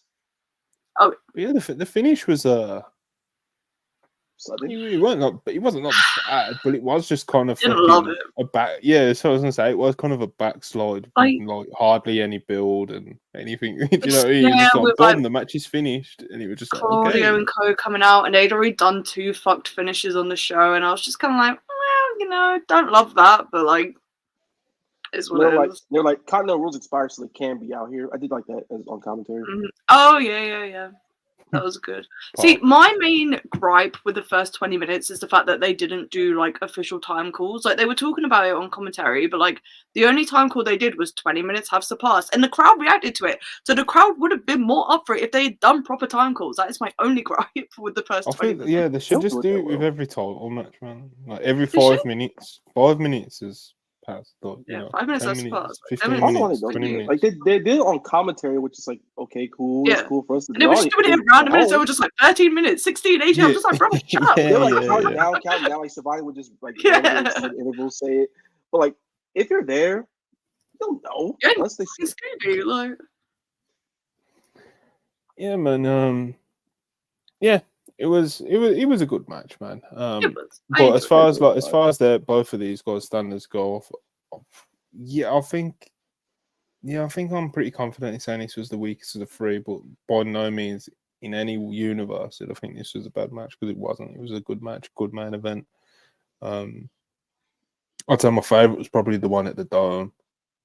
Yeah, that one was fantastic. Yeah.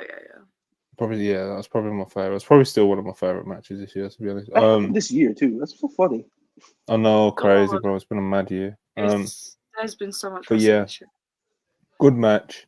And then, as Charlie kind of mentioned, like, both of you guys mentioned Charlie and Marcus, Claudio and Pac come into like the crowd, and that kind of leads to kind of like a distraction kind of thing that leads to the finish, sort of. And then doesn't Okada like hit Brian with a rainmaker after the match or some shit? Like he's all like pissed off, and he flips everyone off, and then he gets out the ring, and then Pac and Claudio get in the ring, and they're kind of like you know, they rough up Brian a little bit, and they kind of you know, like they grab him, and they're like, you know, they hold him still, and Marina's kind of got him in like a chokehold, and then Moxley comes through the crowd, and he's like, yo. Basically, it's like, how dare you say that I'm selfish and this is all about me. This isn't about me. This is bigger than me. If this was about me, I would have put you out of your misery a long time ago. It's like, Jesus, Max. Like, yeah, you wouldn't rock with him like that? That's what's going on? That was crazy. And Sorry, then, I just saw spoilers and got very excited. We'll talk about them after. And then, you know, the new Blackpool Combat Club marks they've got Paul Bryan, who's going to help him. Wheeler Yuta comes storming down to the ring with a fucking hammer. They all clear out the ring, and then obviously Bryan's kind of been saved, but Moxley slides back into the ring. Like, what you think? What you gonna do with that, Yuta? You're gonna be a man. You know, you're gonna try a thing here. And Utah's like contemplating, and you can see him. He's like, "Oh, come on!" Look, and he's like walking around. I thought for a second that he was gonna turn and nail Brian with it. I really did. I did too. He had me. But yeah, that's a good. Willie Utah was kind of, he was contemplating what he's going to do with this hammer. Is he going to kill Mox? Is he going to kill Brian? Is he going to do anything at all? And by the time he's made his decision, Brian's already attacked fucking Mox again, and the brawls all broke out, and Claudio's got the hammer off him, and they all scurry out of the ring. Utah grabs a mic and he says, "Bro, if you want to get through Brian Danielson, you're going to have to go through me too." Brian gets on the mic as well and says, "How about next week? Tag match, me and Utah versus Pac and Claudio." And the show ends with yes chance. It does. Very lovely ending. Brian, keep your hands sober because your ass gonna get turned on next week. I just feel it. I'm not confident in Utah's alliance here. Especially when the promo he cut, he was like, "I'm a grown man. I make my own decisions. I make my own decisions." Like, he still had that. I was just like, "He's gonna turn on him. He's gonna turn on him." But maybe they'll do it next week. Well, I'm gonna go against the grain. God bless. I think Utah's a good lad. Okay. All right. He's a good lad. He's gonna stick with my nigga Brian, bro. he ain't turning to the dark side, man. Bro, this really got you fired up so much. You got him calling my nigga, bro. This is crazy. Jamaican that popped out of you for this one instance, bro. I'm telling you, man. I'm putting you. Don't let me down. Don't let me down, little bro. Hey man. If he does, you owe me a box of jerk. Hey man, I can make a good jerk paste. Anyway, that was AEW Dynamite 5th anniversary, new TV deal, big day for AEW yesterday.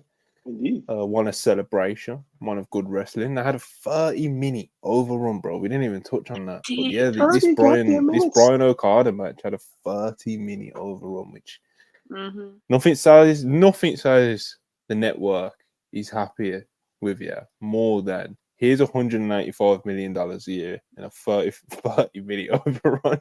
So, yeah, I think Warner Brothers Discovery are pretty happy with AEW. Yeah, I'd say so. I would say so. God bless. They'll get limited commercials here and there, shit like that, which they sort of kind of did in the first 30 of the show with Ospreay and Ricochet, and then they'll get 10 minutes at the most, usually maybe 8. They got fucking 30. That's insane. Yeah, it's crazy. So much over. It's the longest one I've seen since the start of AEW for WWE or. It's like NXT get a nice overrun pretty much every week. Not this week, they didn't. But yeah, I was gonna say CW. That shit cut at 3 a.m. Yeah, this shit. Hey man, NXT on USA used to finish at 10 past 3, whereas Raw on USA would finish at dead on 3 a.m. Well, I think what's that 10 a.m. for you, 10 p.m. for you guys. If you're on network TV, you ain't getting. But yeah, CW obviously it doesn't seem they're going to be getting that sort of leeway. We'll see though. We'll see how it plays out. But yeah, happy birthday, Dynamite! Congratulations, AEW, Tony Khan and Co. It's very, very big deal. Very big in the history of wrestling. Blah blah blah blah blah blah blah. Indeed. What other closing notes do I have on Dynamite, bro? I don't really have any. WrestleDream starting to take shape. It is. We know, I hope MVP saves Mercedes from Camille. From herself?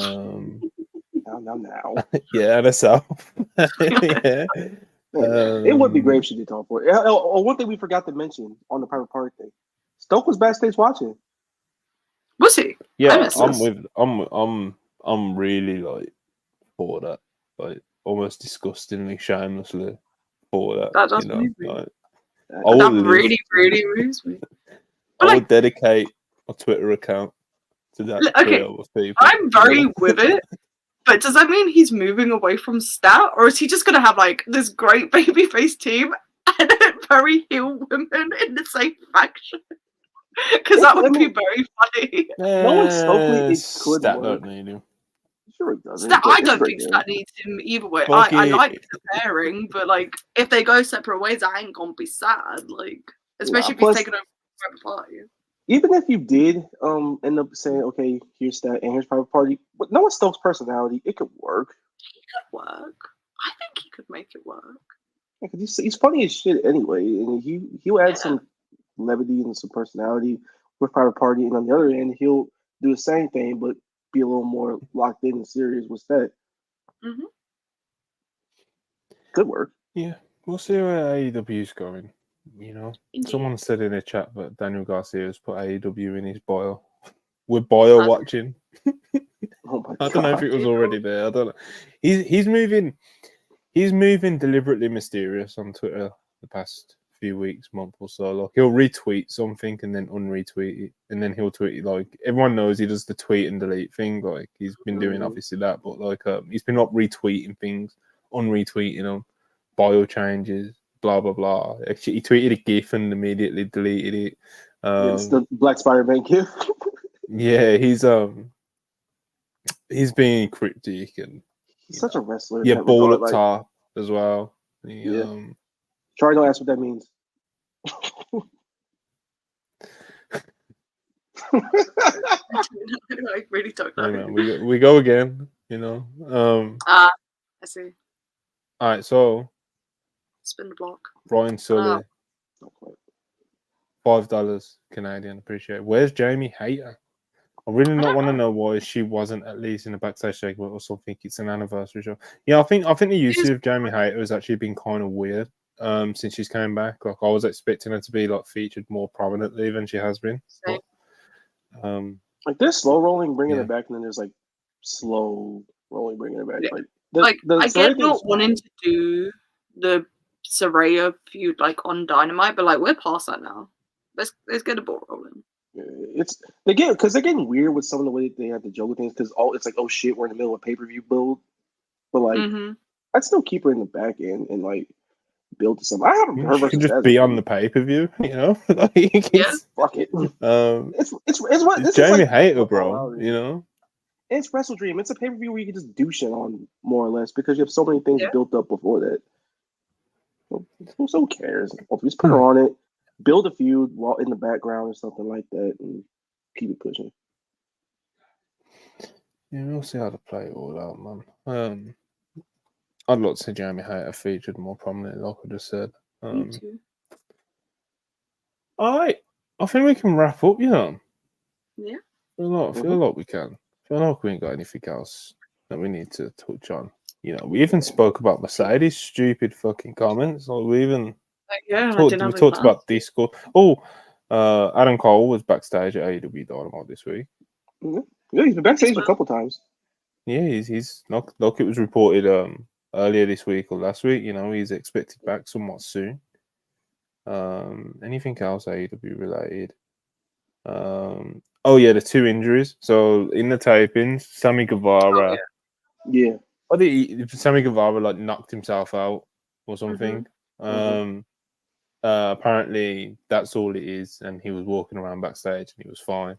Obviously concussion protocol. I don't think he's going to be wrestling tonight on the collision taping or anything, you know. But that'd be insane if he did. He's okay, you know. And there was also a scary spot with Lady Frost where she hit one of her like flippy fucking athletic cool moves that she does, but she landed on independent wrestler. Her name's Kelly Madden is her name, and she like landed on her head, and it was like an awkward moment. It was like quite a brutal botch. She suffered a concussion, but backstage she was alert, coherent, and you know she went and got checked up. She went and got checked over at the hospital, and apparently she's okay and didn't suffer any other injuries. So we'll talk about Lady Frost. I mean, it's not her first unfortunate botch in that sense. So, as impressive as she is athletically and stuff, and she does have a lot of cool moves in her bag and stuff, maybe she kind of needs to refine kind of the ones that she's most comfortable with doing. Or who knows, like she might have been really comfortable with doing this, and it was just unfortunate. Same way like Sammy Guevara, you know. He's had a couple unfortunate fucking concussion situations, whether it's him or someone else, you know. But all I know is she didn't catch Riho. She broke her wrist and she went on Twitter telling niggas cry, trying to play it off as a character. So, yeah. She didn't handle it the best. Yeah. No. Well, you know, as we already said, wrestlers are stupid. They are. What a note to end the podcast on. Wrestlers are very dumb. They are. Like I said, you can have 100 favorite wrestlers. Maybe 8 of them have an IQ above 100. Mm-hmm. Si pues es lucha libre. I completely forgot about that. Andrade is like the peak of that as well, bro. Like Andrade is like he's so funny, bro. With like just Luchadors in general. His tweets in his last days in AEW is still fucking pop me, bro. Yes. They are so funny. Bro, remember that one tweet was like "fuck you" and added WWE. Yes. Oh, My future is you tweet like my present. My like, present is AEW. I can't remember if it was this whatever, but he tweeted something like "real Latino man" in all capitals, and that was one of the ones that he like hashtag WWE in. The fact that he didn't manage to ensure it's still funny as hell these days. Oh dear. He's a beast. God I love bless. Andrade so much, bro. He's genuinely one of my Funny favorite wrestlers. He's also a good stuff in Fucking the things he does. Jumanji Hunt, this show longer than Dynamite, bro. They usually do. We do surpass the 2-hour mark quite a lot, bro. So fuck yeah. Which Well, thank you. Overruns, baby. We're actually finishing up now. Appreciate you guys for tuning in. Like I already said, happy birthday, Dynamite. Congrats to AEW, blah, blah, blah, blah, blah. They don't need me to say. Thanks for watching. Thanks for the Super Chats. Please like and subscribe if you haven't already. Leave a comment if you're watching on Catch Up. And yeah, appreciate you guys watching. We'll catch up with you either over the weekend or on Monday with Worldwide. Peace.